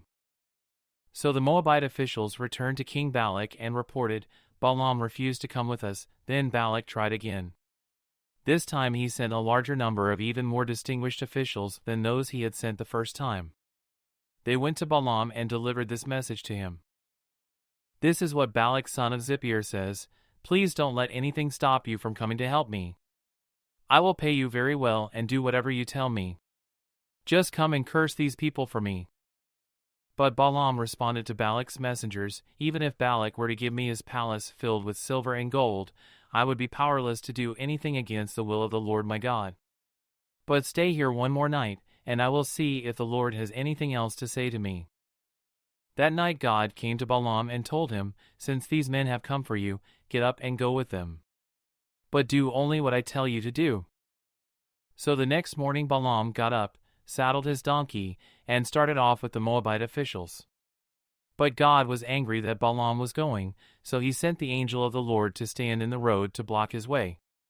As Balaam and 2 servants were riding along, Balaam's donkeys saw the angel of the Lord standing in the road with a drawn sword in his hand. The donkey bolted off the road into a field, but Balaam beat it and turned it back onto the road. Then the angel of the Lord stood at a place where the road narrowed between 2 vineyard walls. When the donkeys saw the angel of the Lord, it tried to squeeze by and crushed Balaam's foot against the wall. So Balaam beat the donkey again. Then the angel of the Lord moved farther down the road and stood in a place too narrow for the donkey to get by at all. This time when the donkeys saw the angel, it lay down under Balaam. In a fit of rage Balaam beat the animal again with his staff. Then the Lord gave the donkey the ability to speak. "What have I done to you that deserves your beating me 3 times?" it asked Balaam.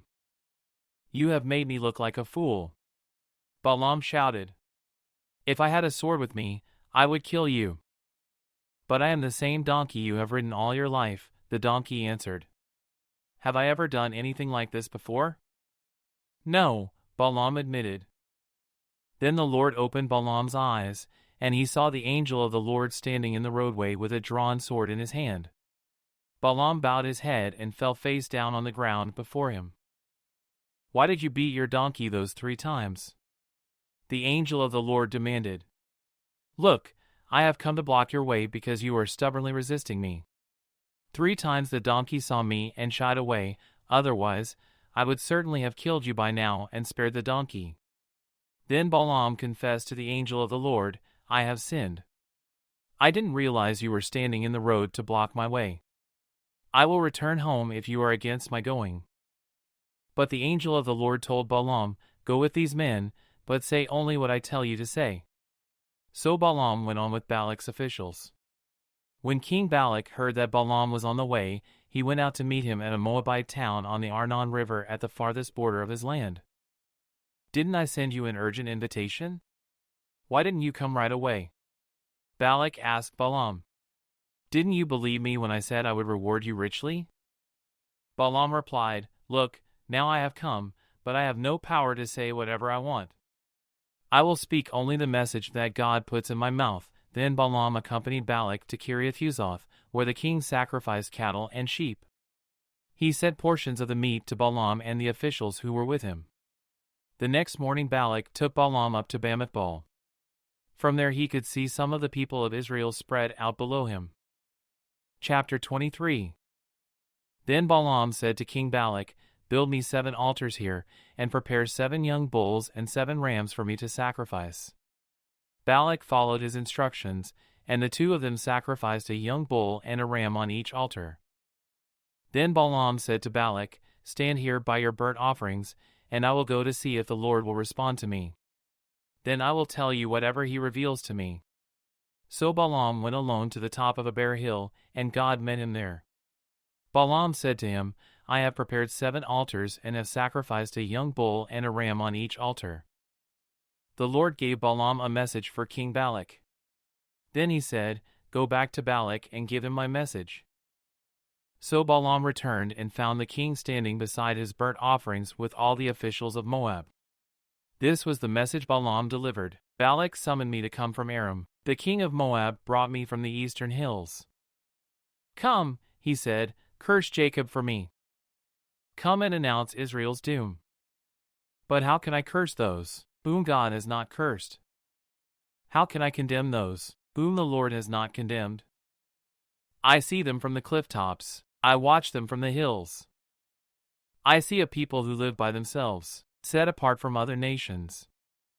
Who can count Jacob's descendants, as numerous as dust? Who can count even a fourth of Israel's people? Let me die like the righteous. Let my life end like theirs." Then King Balak demanded of Balaam, "What have you done to me? I brought you to curse my enemies. Instead, you have blessed them." But Balaam replied, "I will speak only the message that the Lord puts in my mouth." Then King Balak told him, "Come with me to another place. There you will see another part of the nation of Israel, but not all of them. Curse at least that many." So Balak took Balaam to the plateau of Zophim on Pisgah Peak. He built 7 altars there and offered a young bull and a ram on each altar. Then Balaam said to the king, "Stand here by your burnt offerings while I go over there to meet the Lord." And the Lord met Balaam and gave him a message. Then he said, "Go back to Balak and give him my message." So Balaam returned and found the king standing beside his burnt offerings with all the officials of Moab. "What did the Lord say?" Balak asked eagerly. This was the message Balaam delivered: "Rise up, Balak, and listen. Hear me, son of Zippor. God is not a man, so he does not lie.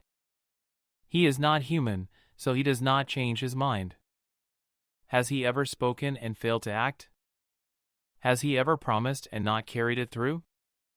Listen, I received a command to bless. God has blessed, and I cannot reverse it. No misfortune is in his plan for Jacob. No trouble is in store for Israel. For the Lord their God is with them. He has been proclaimed their king. God brought them out of Egypt. For them he is as strong as a wild ox. No curse can touch Jacob. No magic has any power against Israel. For now it will be said of Jacob, what wonders God has done for Israel. These people rise up like a lioness, like a majestic lion rousing itself. They refuse to rest, until they have feasted on prey, drinking the blood of the slaughtered." Then Balak said to Balaam, "Fine, but if you won't curse them, at least don't bless them." But Balaam replied to Balak, "Didn't I tell you that I can do only what the Lord tells me?" Balaam's third message. Then King Balak said to Balaam, "Come, I will take you to one more place. Perhaps it will please God to let you curse them from there." So Balak took Balaam to the top of Mount Peor, overlooking the wasteland. Balaam again told Balak, "Build me 7 altars, and prepare 7 young bulls and 7 rams for me to sacrifice." So Balak did as Balaam ordered and offered a young bull and a ram on each altar. Chapter 24. By now Balaam realized that the Lord was determined to bless Israel, so he did not resort to divination as before. Instead, he turned and looked out toward the wilderness, where he saw the people of Israel camped, tribe by tribe. Then the Spirit of God came upon him, and this is the message he delivered. This is the message of Balaam son of Beor, the message of the man whose eyes see clearly, the message of one who hears the words of God, who sees a vision from the Almighty, who bows down with eyes wide open. How beautiful are your tents, O Jacob! How lovely are your homes, O Israel! They spread before me like palm groves, like gardens by the riverside. They are like tall trees planted by the Lord, like cedars beside the waters. Water will flow from their buckets. Their offspring have all they need. Their king will be greater than Agag. Their kingdom will be exalted. God brought them out of Egypt. For them he is as strong as a wild ox. He devours all the nations that oppose him, breaking their bones in pieces, shooting them with arrows. Like a lion, Israel crouches and lies down. Like a lioness, who dares to arouse her? Blessed is everyone who blesses you, O Israel, and cursed is everyone who curses you. King Balak flew into a rage against Balaam. He angrily clapped his hands and shouted, "I called you to curse my enemies. Instead, you have blessed them 3 times. Now get out of here. Go back home. I promised to reward you richly, but the Lord has kept you from your reward." Balaam told Balak, "Don't you remember what I told your messengers? I said, even if Balak were to give me his palace filled with silver and gold, I would be powerless to do anything against the will of the Lord. I told you that I could say only what the Lord says. Now I am returning to my own people. But first let me tell you what the Israelites will do to your people in the future." This is the message Balaam delivered. This is the message of Balaam son of Beor, the message of the man whose eyes see clearly, the message of one who hears the words of God, who has knowledge from the Most High, who sees a vision from the Almighty, who bows down with eyes wide open. I see him, but not here and now. I perceive him, but far in the distant future. A star will rise from Jacob. A scepter will emerge from Israel. It will crush the heads of Moab's people, cracking the skulls of the people of Sheth. Edom will be taken over, and Seir, its enemy, will be conquered, while Israel marches on in triumph. A ruler will rise in Jacob, Who will destroy the survivors of Ir? Then Balaam looked over toward the people of Amalek and delivered this message. Amalek was the greatest of nations, but its destiny is destruction. Then he looked over toward the Canaanites and delivered this message. Your home is secure, your nest is set in the rocks. But the Canaanites will be destroyed when Assyria takes you captive. Balaam concluded his messages by saying, Alas, who can survive, unless God has willed it? Ships will come from the coasts of Cyprus. They will oppress Assyria and afflict Eber, but they, too, will be utterly destroyed. Then Balaam left and returned home, and Balak also went on his way. Chapter 25. While the Israelites were camped at Acacia Grove, some of the men defiled themselves by having sexual relations with local Moabite women. These women invited them to attend sacrifices to their gods, so the Israelites feasted with them and worshipped the gods of Moab. In this way, Israel joined in the worship of Baal of Peor, causing the Lord's anger to blaze against his people. The Lord issued the following command to Moses: Seize all the ringleaders and execute them before the Lord in broad daylight, so his fierce anger will turn away from the people of Israel. So Moses ordered Israel's judges, Each of you must put to death the men under your authority who have joined in worshipping Baal of Peor. Just then one of the Israelite men brought a Midianite woman into his tent, right before the eyes of Moses and all the people, as everyone was weeping at the entrance of the tabernacle.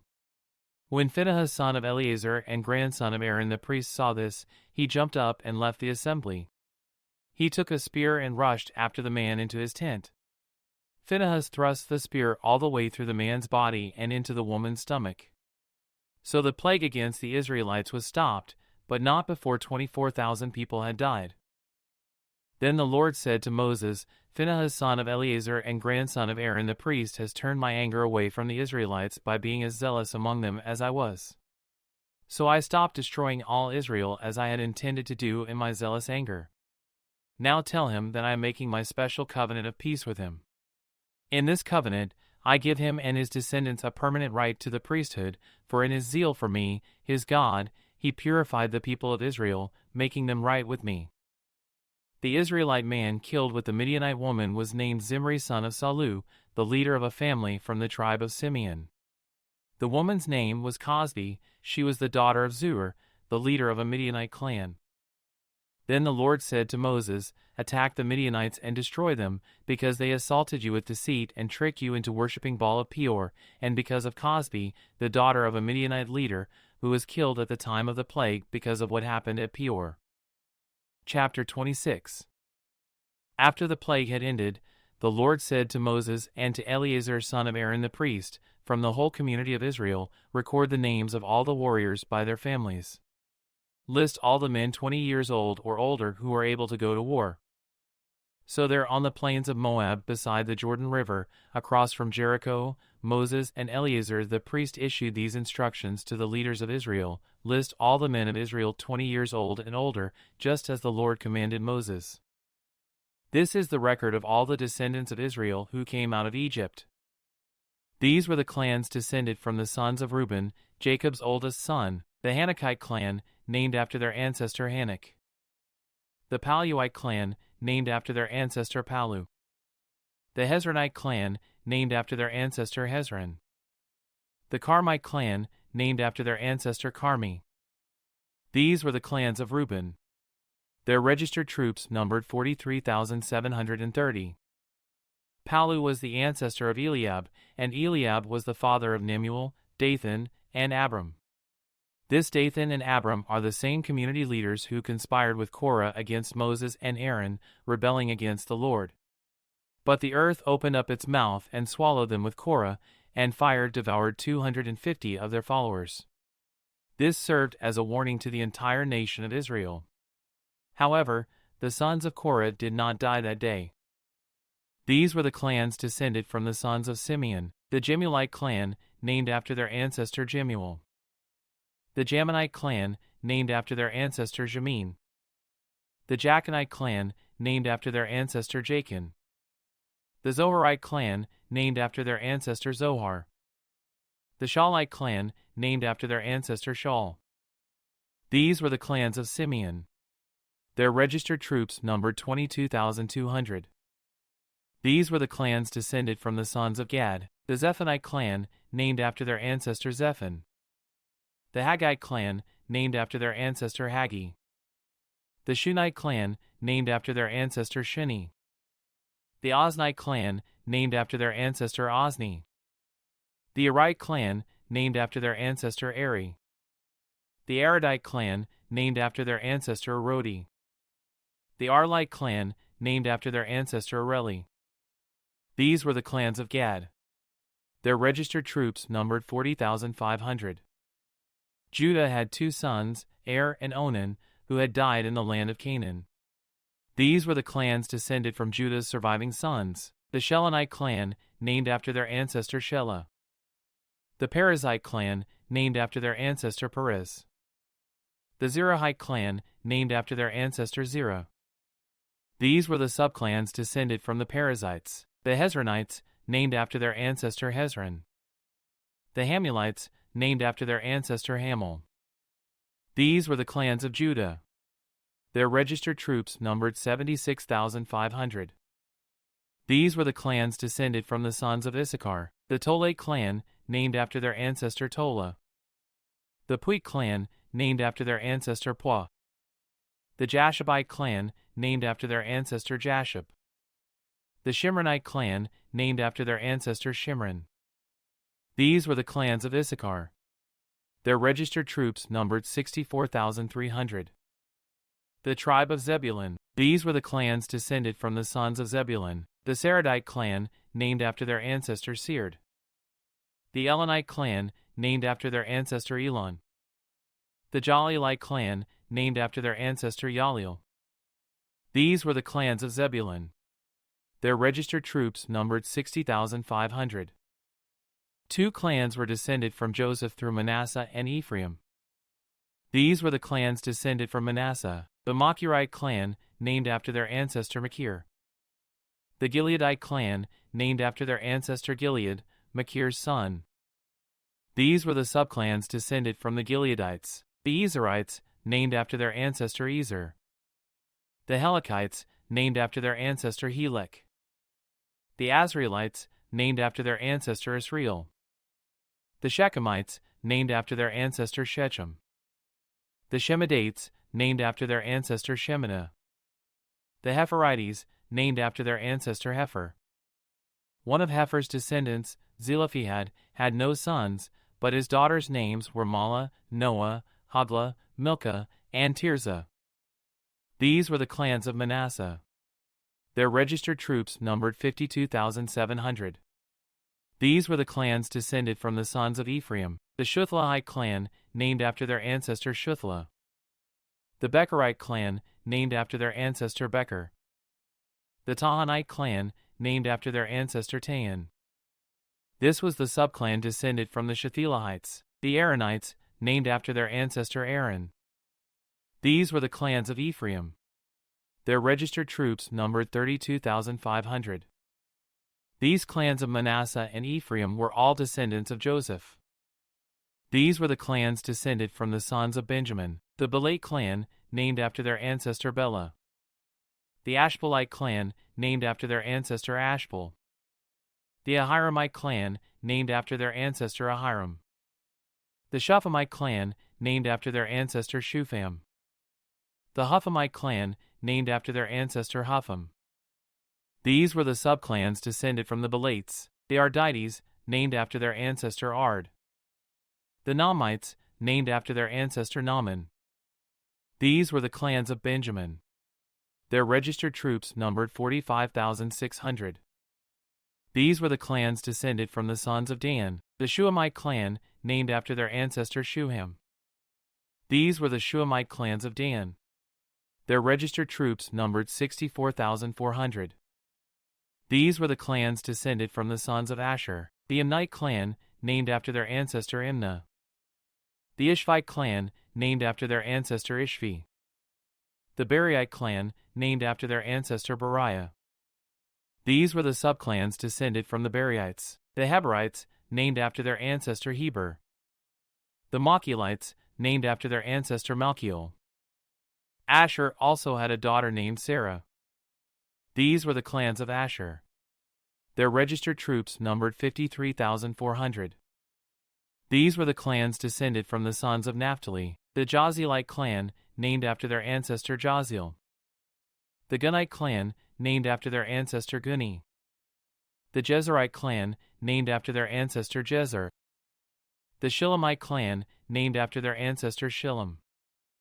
These were the clans of Naphtali. Their registered troops numbered 45,400. In summary, the registered troops of all Israel numbered 601,730. Then the Lord said to Moses, "Divide the land among the tribes, and distribute the grants of land in proportion to the tribes' populations, as indicated by the number of names on the list. Give the larger tribes more land and the smaller tribes less land, each group receiving a grant in proportion to the size of its population. But you must assign the land by lot, and give land to each ancestral tribe according to the number of names on the list. Each grant of land must be assigned by lot among the larger and smaller tribal groups." This is the record of the Levites who were counted according to their clans: the Gershonite clan, named after their ancestor Gershon; the Kohathite clan, named after their ancestor Kohath; the Merarite clan, named after their ancestor Merari; the Libnites, the Hebronites, the Malites, the Mushites, and the Korahites were all subclans of the Levites. Now Kohath was the ancestor of Amram, and Amram's wife was named Jochebed. She also was a descendant of Levi, born among the Levites in the land of Egypt. Amram and Jochebed became the parents of Aaron, Moses, and their sister, Miriam. To Aaron were born Nadab, Abihu, Eleazar, and Ithamar. But Nadab and Abihu died when they burned before the Lord the wrong kind of fire, different than he had commanded. The men from the Levite clans who were 1 month old or older numbered 23,000. But the Levites were not included in the registration of the rest of the people of Israel because they were not given an allotment of land when it was divided among the Israelites. So these are the results of the registration of the people of Israel as conducted by Moses and Eleazar the priest on the plains of Moab beside the Jordan River, across from Jericho. Not one person on this list had been among those listed in the previous registration taken by Moses and Aaron in the wilderness of Sinai. For the Lord had said of them, "They will all die in the wilderness." Not one of them survived except Caleb son of Jephunneh and Joshua son of Nun. Chapter 27. One day a petition was presented by the daughters of Zelophehad, Mahlah, Noah, Hoglah, Milcah, and Tirzah. Their father, Zelophehad, was a descendant of Hefer son of Gilead, son of Machir, son of Manasseh, son of Joseph. These women stood before Moses, Eleazar the priest, the tribal leaders, and the entire community at the entrance of the tabernacle. "Our father died in the wilderness," they said. "He was not among Korah's followers, who rebelled against the Lord. He died because of his own sin. But he had no sons. Why should the name of our father disappear from his clan just because he had no sons? Give us property along with the rest of our relatives." So Moses brought their case before the Lord. And the Lord replied to Moses, "The claim of the daughters of Zelophehad is legitimate. You must give them a grant of land along with their father's relatives. Assign them the property that would have been given to their father. And give the following instructions to the people of Israel: if a man dies and has no son, then give his inheritance to his daughters. And if he has no daughter either, transfer his inheritance to his brothers. If he has no brothers, give his inheritance to his father's brothers. But if his father has no brothers, give his inheritance to the nearest relative in his clan." This is a legal requirement for the people of Israel, just as the Lord commanded Moses. One day the Lord said to Moses, "Climb one of the mountains east of the river, and look out over the land I have given the people of Israel. After you have seen it, you will die like your brother Aaron, for you both rebelled against my instructions in the wilderness of Zin. When the people of Israel rebelled, you failed to demonstrate my holiness to them at the waters. These are the waters of Meribah at Kadesh in the wilderness of Zin." Then Moses said to the Lord, "O Lord, you are the God who gives breath to all creatures. Please appoint a new man as leader for the community." Give them someone who will guide them wherever they go and will lead them into battle, so the community of the Lord will not be like sheep without a shepherd." The Lord replied, "Take Joshua son of Nun, who has the Spirit in him, and lay your hands on him. Present him to Eleazar the priest before the whole community, and publicly commission him to lead the people. Transfer some of your authority to him so the whole community of Israel will obey him.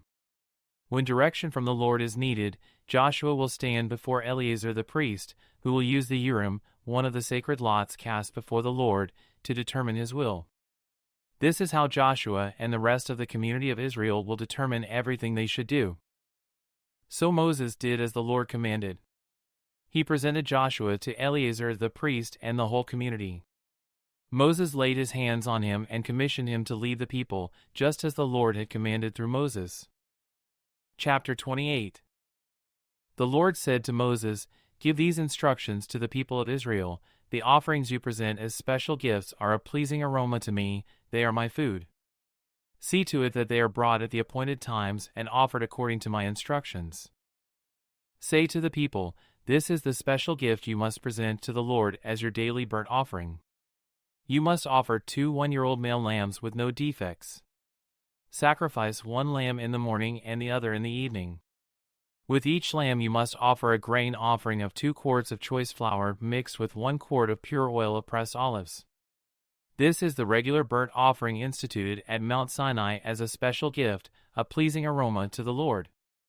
Along with it you must present the proper liquid offering of 1 quart of alcoholic drink with each lamb, poured out in the holy place as an offering to the Lord.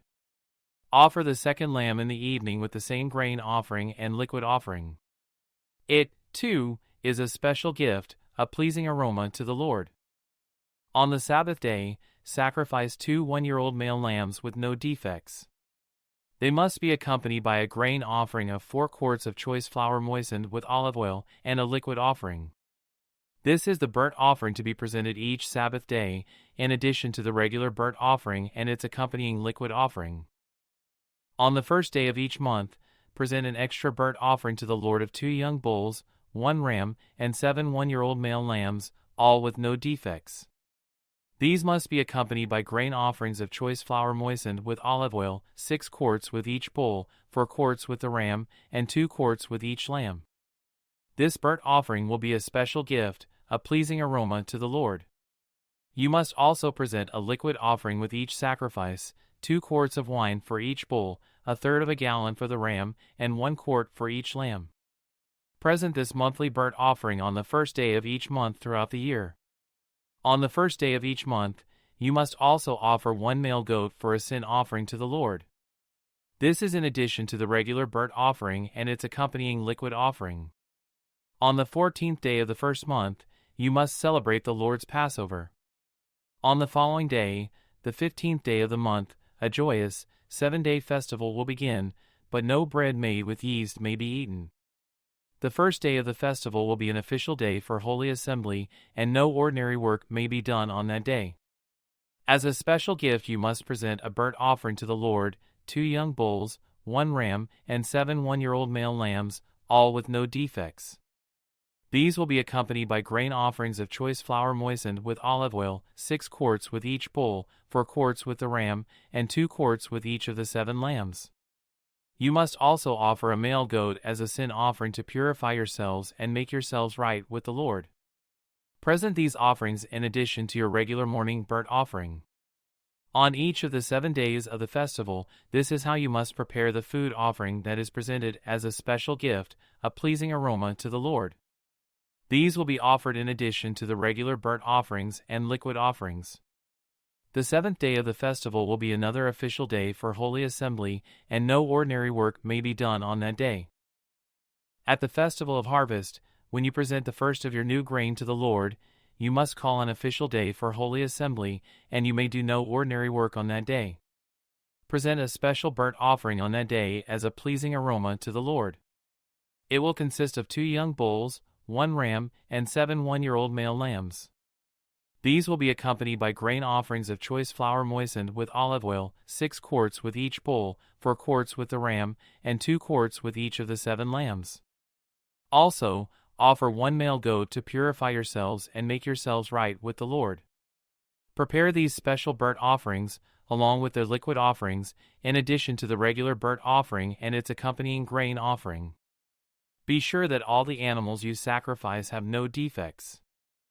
Chapter 29. Celebrate the Festival of Trumpets each year on the first day of the appointed month in early autumn. You must call an official day for holy assembly, and you may do no ordinary work. On that day you must present a burnt offering as a pleasing aroma to the Lord. It will consist of 1 young bull, 1 ram, and 7 one-year-old male lambs, all with no defects. These must be accompanied by grain offerings of choice flour moistened with olive oil, 6 quarts with the bull, 4 quarts with the ram, and 2 quarts with each of the 7 lambs. In addition, you must sacrifice a male goat as a sin offering to purify yourselves and make yourselves right with the Lord. These special sacrifices are in addition to your regular monthly and daily burnt offerings, and they must be given with their prescribed grain offerings and liquid offerings. These offerings are given as a special gift to the Lord, a pleasing aroma to Him. 10 days later, on the 10th day of the same month, you must call another holy assembly. On that day, the Day of Atonement, the people must go without food and must do no ordinary work. You must present a burnt offering as a pleasing aroma to the Lord. It will consist of 1 young bull, 1 ram, and 7 one-year-old male lambs, all with no defects.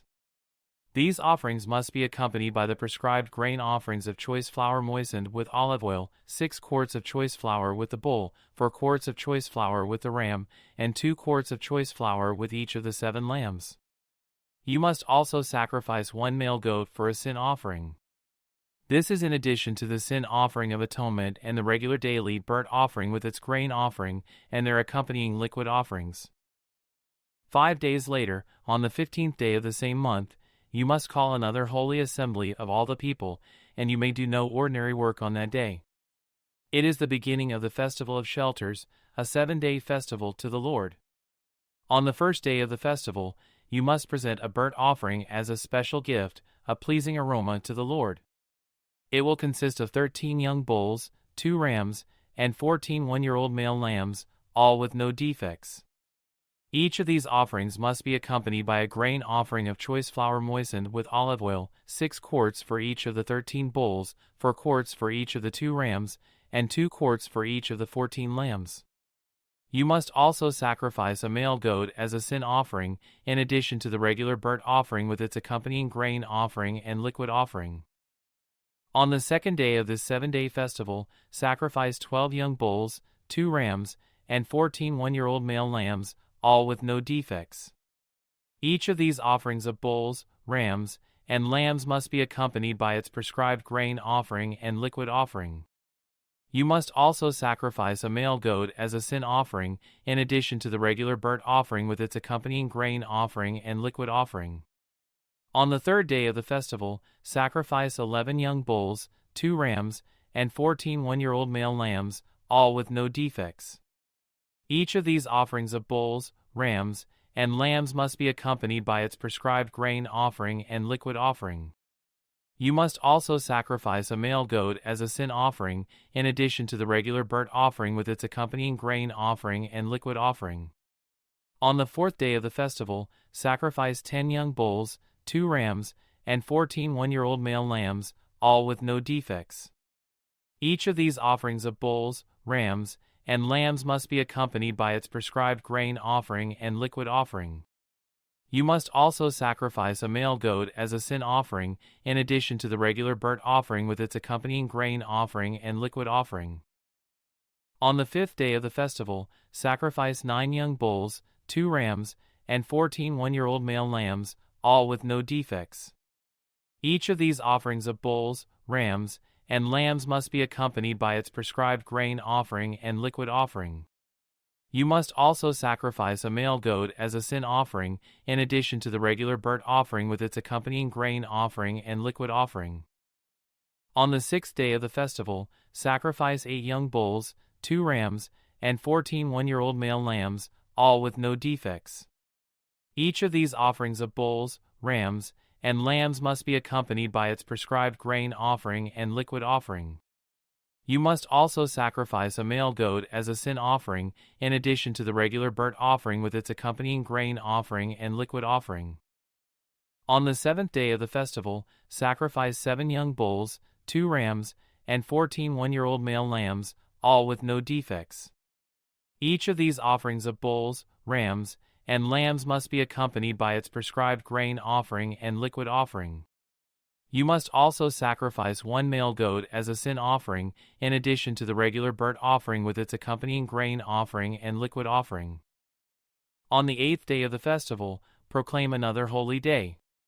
You must do no ordinary work on that day. You must present a burnt offering as a special gift, a pleasing aroma to the Lord. It will consist of 1 young bull, 1 ram, and 7 one-year-old male lambs, all with no defects. Each of these offerings must be accompanied by its prescribed grain offering and liquid offering. You must also sacrifice 1 male goat as a sin offering, in addition to the regular burnt offering with its accompanying grain offering and liquid offering. You must present these offerings to the Lord at your annual festivals. These are in addition to the sacrifices and offerings you present in connection with vows, or as voluntary offerings, burnt offerings, grain offerings, liquid offerings, or peace offerings. So Moses gave all of these instructions to the people of Israel as the Lord had commanded him. Chapter 30. Then Moses summoned the leaders of the tribes of Israel and told them, "This is what the Lord has commanded. A man who makes a vow to the Lord or makes a pledge under oath must never break it. He must do exactly what he said he would do. If a young woman makes a vow to the Lord or a pledge under oath while she is still living at her father's home, and her father hears of the vow or pledge and does not object to it, then all her vows and pledges will stand. But if her father refuses to let her fulfill the vow or pledge on the day he hears of it, then all her vows and pledges will become invalid. The Lord will forgive her because her father would not let her fulfill them. Now suppose a young woman makes a vow or binds herself with an impulsive pledge and later marries. If her husband learns of her vow or pledge and does not object on the day he hears of it, her vows and pledges will stand. But if her husband refuses to accept her vow or impulsive pledge on the day he hears of it, he nullifies her commitments, and the Lord will forgive her. If, however, a woman is a widow or is divorced, she must fulfill all her vows and pledges. But suppose a woman is married and living in her husband's home when she makes a vow or binds herself with a pledge. If her husband hears of it and does not object to it, her vow or pledge will stand. But if her husband refuses to accept it on the day he hears of it, her vow or pledge will be nullified, and the Lord will forgive her. So her husband may either confirm or nullify any vows or pledges she makes to deny herself. But if he does not object on the day he hears of it, then he is agreeing to all her vows and pledges. If he waits more than a day and then tries to nullify a vow or pledge, he will be punished for her guilt. These are the regulations the Lord gave Moses concerning relationships between a man and his wife, and between a father and a young daughter who still lives at home. Chapter 31. Then the Lord said to Moses, "On behalf of the people of Israel, take revenge on the Midianites for leading them into idolatry. After that, you will die and join your ancestors." So Moses said to the people, "Choose some men, and arm them to fight the Lord's war of revenge against Midian. From each tribe of Israel, send 1,000 men into battle." So they chose 1,000 men from each tribe of Israel, a total of 12,000 men armed for battle. Then Moses sent them out, 1,000 men from each tribe, and Phinehas son of Eleazar the priest led them into battle. They carried along the holy objects of the sanctuary and the trumpets for sounding the charge. They attacked Midian as the Lord had commanded Moses, and they killed all the men. All 5 of the Midianite kings, Evi, Rekam, Zur, Hur, and Reba, died in the battle. They also killed Balaam son of Beer with the sword. Then the Israelite army captured the Midianite women and children and seized their cattle and flocks and all their wealth as plunder. They burned all the towns and villages where the Midianites had lived. After they had gathered the plunder and captives, both people and animals, they brought them all to Moses and Eleazar the priest, and to the whole community of Israel, which was camped on the plains of Moab beside the Jordan River, across from Jericho. Moses, Eleazar the priest, and all the leaders of the community went to meet them outside the camp. But Moses was furious with all the generals and captains who had returned from the battle. "Why have you let all the women live?" he demanded. "These are the very ones who followed Balaam's advice and caused the people of Israel to rebel against the Lord at Mount Peor. They are the ones who caused the plague to strike the Lord's people. So kill all the boys and all the women who have had intercourse with a man. Only the young girls who are virgins may live, you may keep them for yourselves. And all of you who have killed anyone or touched a dead body must stay outside the camp for 7 days. You must purify yourselves and your captives on the 3rd and 7th days. Purify all your clothing, too, and everything made of leather, goat hair, or wood."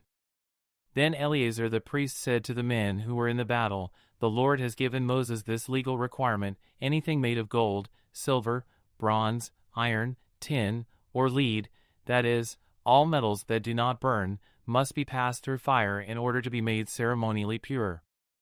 These metal objects must then be further purified with the water of purification. But everything that burns must be purified by the water alone. On the 7th day you must wash your clothes and be purified. Then you may return to the camp." And the Lord said to Moses, "You and Eleazar the priest and the family leaders of each tribe are to make a list of all the plunder taken in the battle, including the people and animals. Then divide the plunder into 2 parts, and give half to the men who fought the battle and half to the rest of the people. From the army's portion, first give the Lord his share of the plunder, 1 of every 500 of the prisoners and of the cattle, donkeys, sheep, and goats. Give this share of the army's half to Eleazar the priest as an offering to the Lord. From the half that belongs to the people of Israel, take 1 of every 50 of the prisoners and of the cattle, donkeys, sheep, goats, and other animals. Give this share to the Levites, who are in charge of maintaining the Lord's tabernacle." So Moses and Eleazar the priest did as the Lord commanded Moses.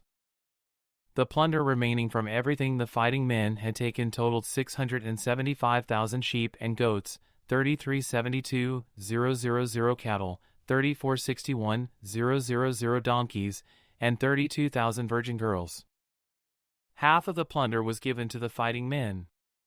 It totaled 337,500 sheep and goats, of which 675 were the Lord's share, 38,36,000 cattle, of which 72 were 32 the Lord's share, 39,500 donkeys, of which 61 were the Lord's share, and 16,000 virgin girls, of whom were the Lord's share. Moses gave all the Lord's share to Eleazar the priest, just as the Lord had directed him. Half of the plunder belonged to the people of Israel, and Moses separated it from the half belonging to the fighting men. It totaled 337,500 sheep and goats, 44,36,000 cattle, 45,500 donkeys, and 16,000 virgin girls. From the half share given to the people, Moses took 1 of every 50 prisoners and animals and gave them to the Levites, who maintained the Lord's tabernacle.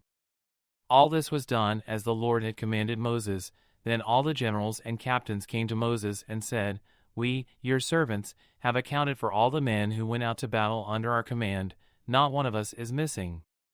So we are presenting the items of gold we captured as an offering to the Lord from our share of the plunder: armbands, bracelets, rings, earrings, and necklaces. This will purify our lives before the Lord and make us right with him." So Moses and Eleazar the priest received the gold from all the military commanders, all kinds of jewelry and crafted objects. In all, the gold that the generals and captains presented as a gift to the Lord weighed about 420 pounds. All the fighting men had taken some of the plunder for themselves. So Moses and Eleazar the priest accepted the gifts from the generals and captains and brought the gold to the tabernacle as a reminder to the Lord that the people of Israel belonged to him. Chapter 32. The tribes of Reuben and Gad owned vast numbers of livestock.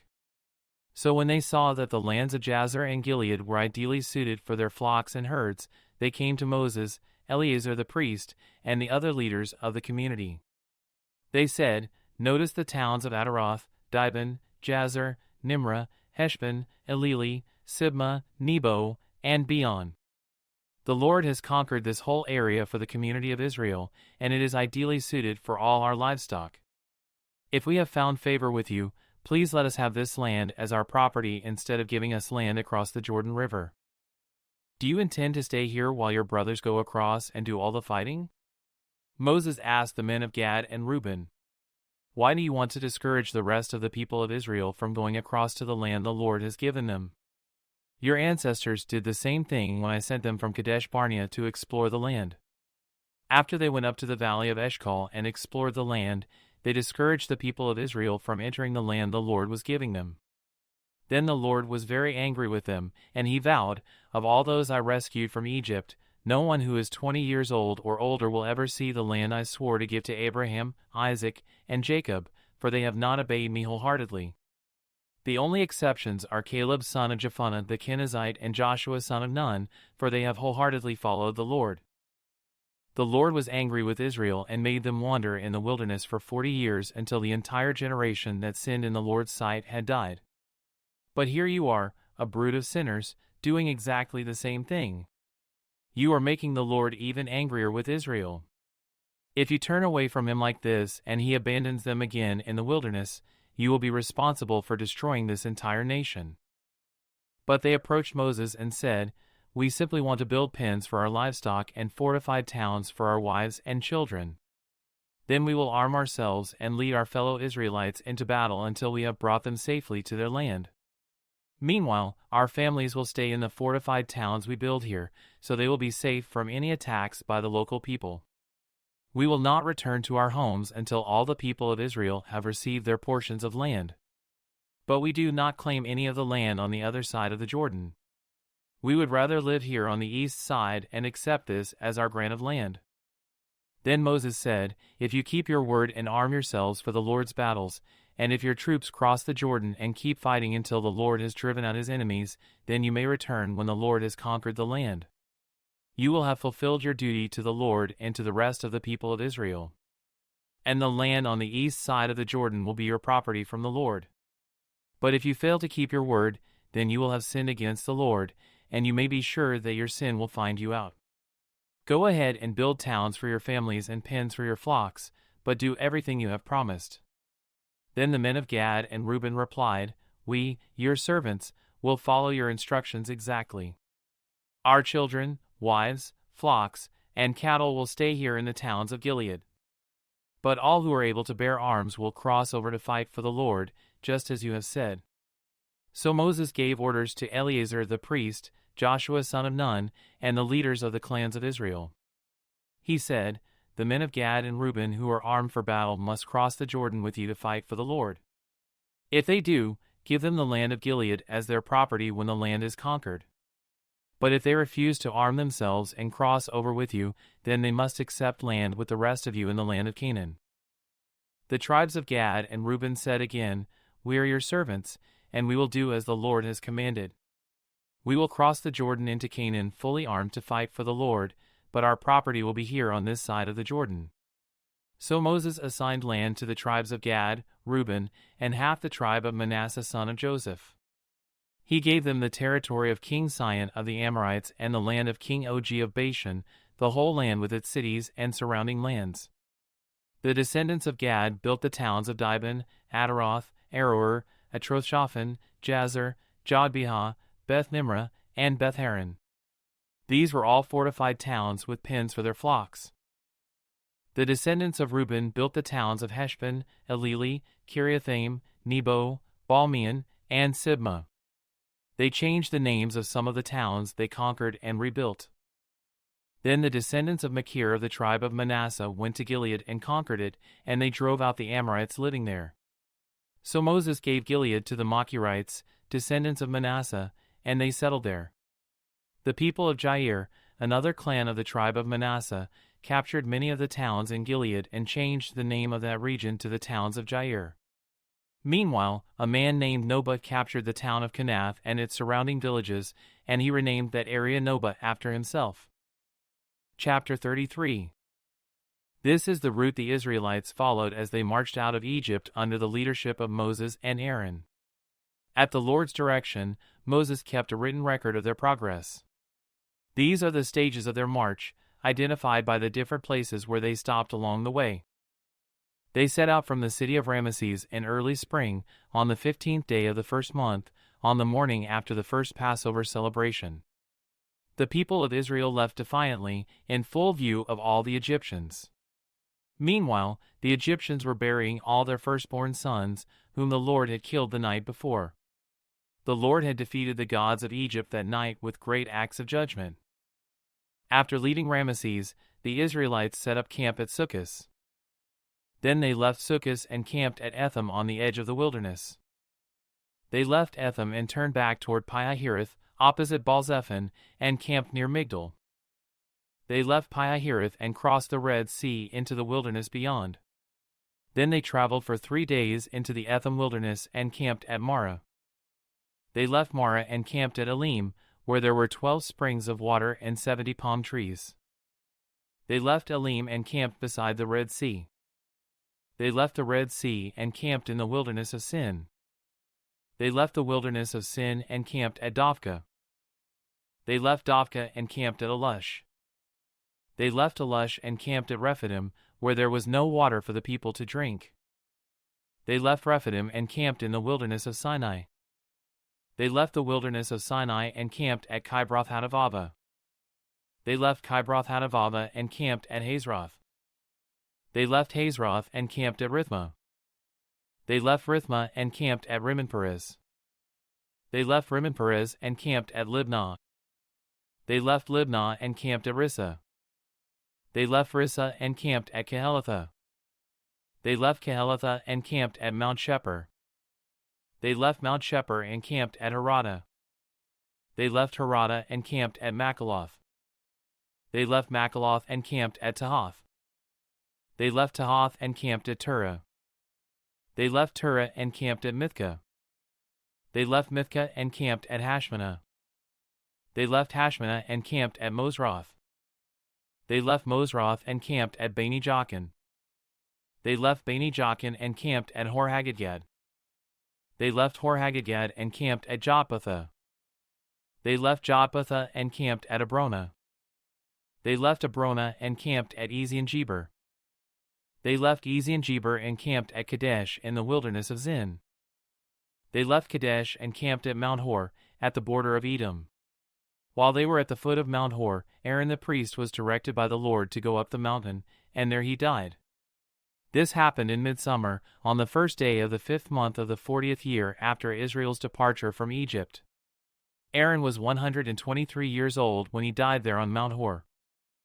At that time the Canaanite king of Arad, who lived in the Negev in the land of Canaan, heard that the people of Israel were approaching his land. Meanwhile, the Israelites left Mount Hor and camped at Zalmonah. Then they left Zalmonah and camped at Punon. They left Punon and camped at Oboth. They left Oboth and camped at Iabrim on the border of Moab. They left Iabrim and camped at Dibon-Gad. They left Dibon-Gad and camped at Almon-Diblathaim. They left Almon-Diblathaim and camped in the mountains east of the river, near Mount Nebo. They left the mountains east of the river and camped on the plains of Moab beside the Jordan River, across from Jericho. Along the Jordan River they camped from Beth-Jeshimoth as far as the meadows of Acacia on the plains of Moab. While they were camped near the Jordan River on the plains of Moab opposite Jericho, the Lord said to Moses, "Give the following instructions to the people of Israel. When you cross the Jordan River into the land of Canaan, you must drive out all the people living there. You must destroy all their carved and molten images and demolish all their pagan shrines. Take possession of the land and settle in it, because I have given it to you to occupy. You must distribute the land among the clans by sacred lot and in proportion to their size. A larger portion of land will be allotted to each of the larger clans, and a smaller portion will be allotted to each of the smaller clans. The decision of the sacred lot is final. In this way, the portions of land will be divided among your ancestral tribes. But if you fail to drive out the people who live in the land, those who remain will be like splinters in your eyes and thorns in your sides. They will harass you in the land where you live. And I will do to you what I had planned to do to them." Chapter 34. Then the Lord said to Moses, "Give these instructions to the Israelites. When you come into the land of Canaan, which I am giving you as your special possession, these will be the boundaries. The southern portion of your country will extend from the wilderness of Zin, along the edge of Edom. The southern boundary will begin on the east at the Dead Sea. It will then run south past Scorpion Pass in the direction of Zin. Its southernmost point will be Kadesh Barnea, from which it will go to Hazar-Adar, and on to Asman. From Asman the boundary will turn toward the brook of Egypt and end at the Mediterranean Sea. Your western boundary will be the coastline of the Mediterranean Sea. Your northern boundary will begin at the Mediterranean Sea and run east to Mount Hor, then to Lebo-Hamath, and on through Zedad and Ziphron to Hazar-Enan. This will be your northern boundary. The eastern boundary will start at Hazar-Enan and run south to Shepham, then down to Riblah on the east side of Ain. From there the boundary will run down along the eastern edge of the Sea of Galilee, and then along the Jordan River to the Dead Sea. These are the boundaries of your land. Then Moses told the Israelites, "This territory is the homeland you are to divide among yourselves by sacred lot. The Lord has commanded that the land be divided among the 9.5 remaining tribes. The families of the tribes of Reuben, Gad, and half the tribe of Manasseh have already received their grants of land on the east side of the Jordan River, across from Jericho toward the sunrise." And the Lord said to Moses, "Eleazar the priest and Joshua son of Nun are the men designated to divide the grants of land among the people. Enlist one leader from each tribe to help them with the task." These are the tribes and the names of the leaders: Judah Caleb son of Jephunneh, Simeon Shemuel son of Ammihud, Benjamin Elidad son of Kislon, Dan Buki son of Jogli, Manasseh son of Joseph Haniel son of Ephod, Ephraim son of Joseph Kemuel son of Shifton, Zebulun Elizaphan son of Parnek, Issachar Paltiel son of Azan, Asher Ahud son of Shalomi, Naphtali Pedahel son of Ammihud. These are the men the Lord has appointed to divide the grants of land in Canaan among the Israelites. Chapter 35. While Israel was camped beside the Jordan on the plains of Moab across from Jericho, the Lord said to Moses, "Command the people of Israel to give to the Levites from their property certain towns to live in, along with the surrounding pasturelands. These towns will be for the Levites to live in, and the surrounding lands will provide pasture for their cattle, flocks, and other livestock. The pastureland assigned to the Levites around these towns will extend 1,500 feet from the town walls in every direction. Measure off 3,000 feet outside the town walls in every direction, east, south, west, north, with the town at the center. This area will serve as the larger pastureland for the towns.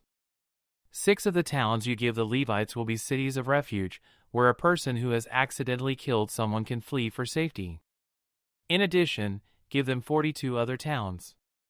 In all, 48 towns with the surrounding pastureland will be given to the Levites. These towns will come from the property of the people of Israel. The larger tribes will give more towns to the Levites, while the smaller tribes will give fewer.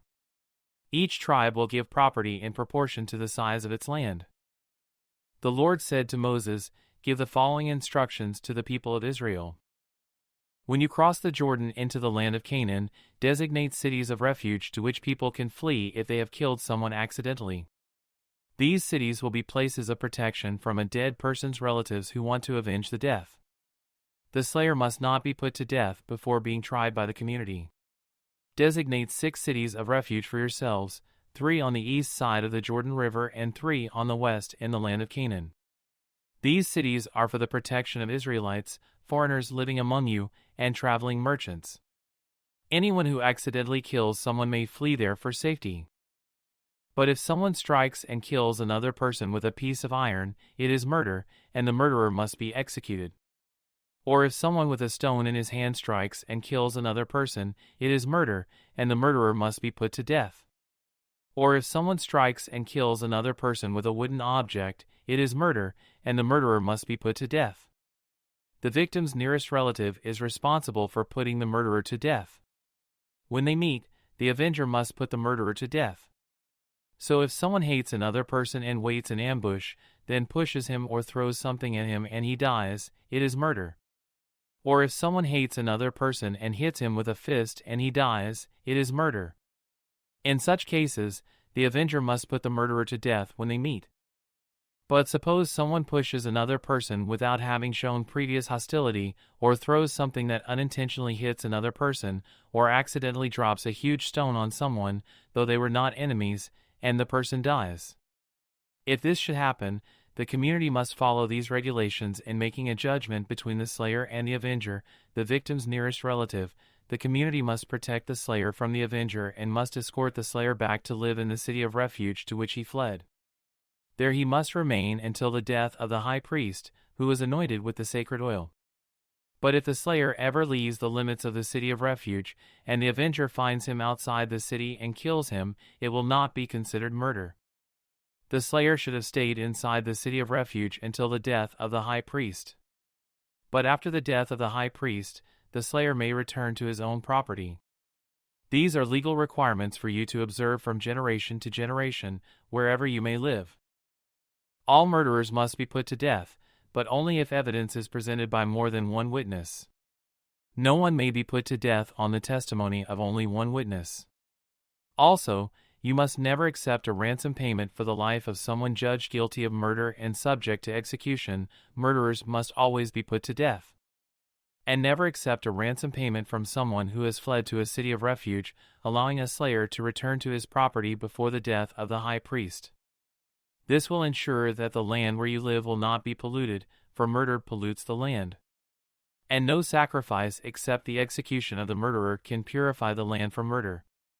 You must not defile the land where you live, for I live there myself. I am the Lord, who lives among the people of Israel. Chapter 36. Then the heads of the clans of Gilead, descendants of Machir, son of Manasseh, son of Joseph, came to Moses and the family leaders of Israel with a petition. They said, Sir, the Lord instructed you to divide the land by sacred lot among the people of Israel. You were told by the Lord to give the grant of land owned by our brother Zelophehad to his daughters. But if they marry men from another tribe, their grants of land will go with them to the tribe into which they marry. In this way, the total area of our tribal land will be reduced.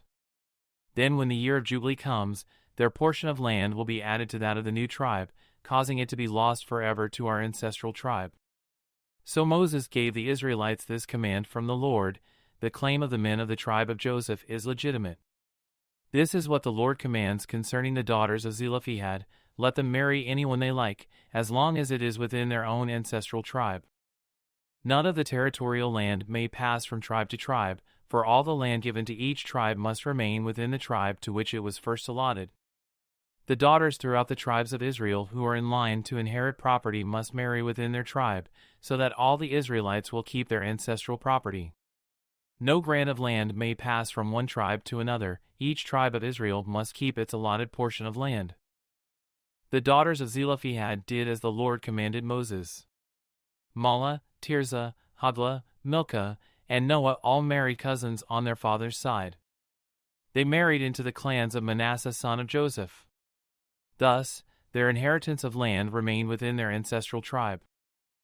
These are the commands and regulations that the Lord gave to the people of Israel through Moses while they were camped on the plains of Moab beside the Jordan River, across from Jericho.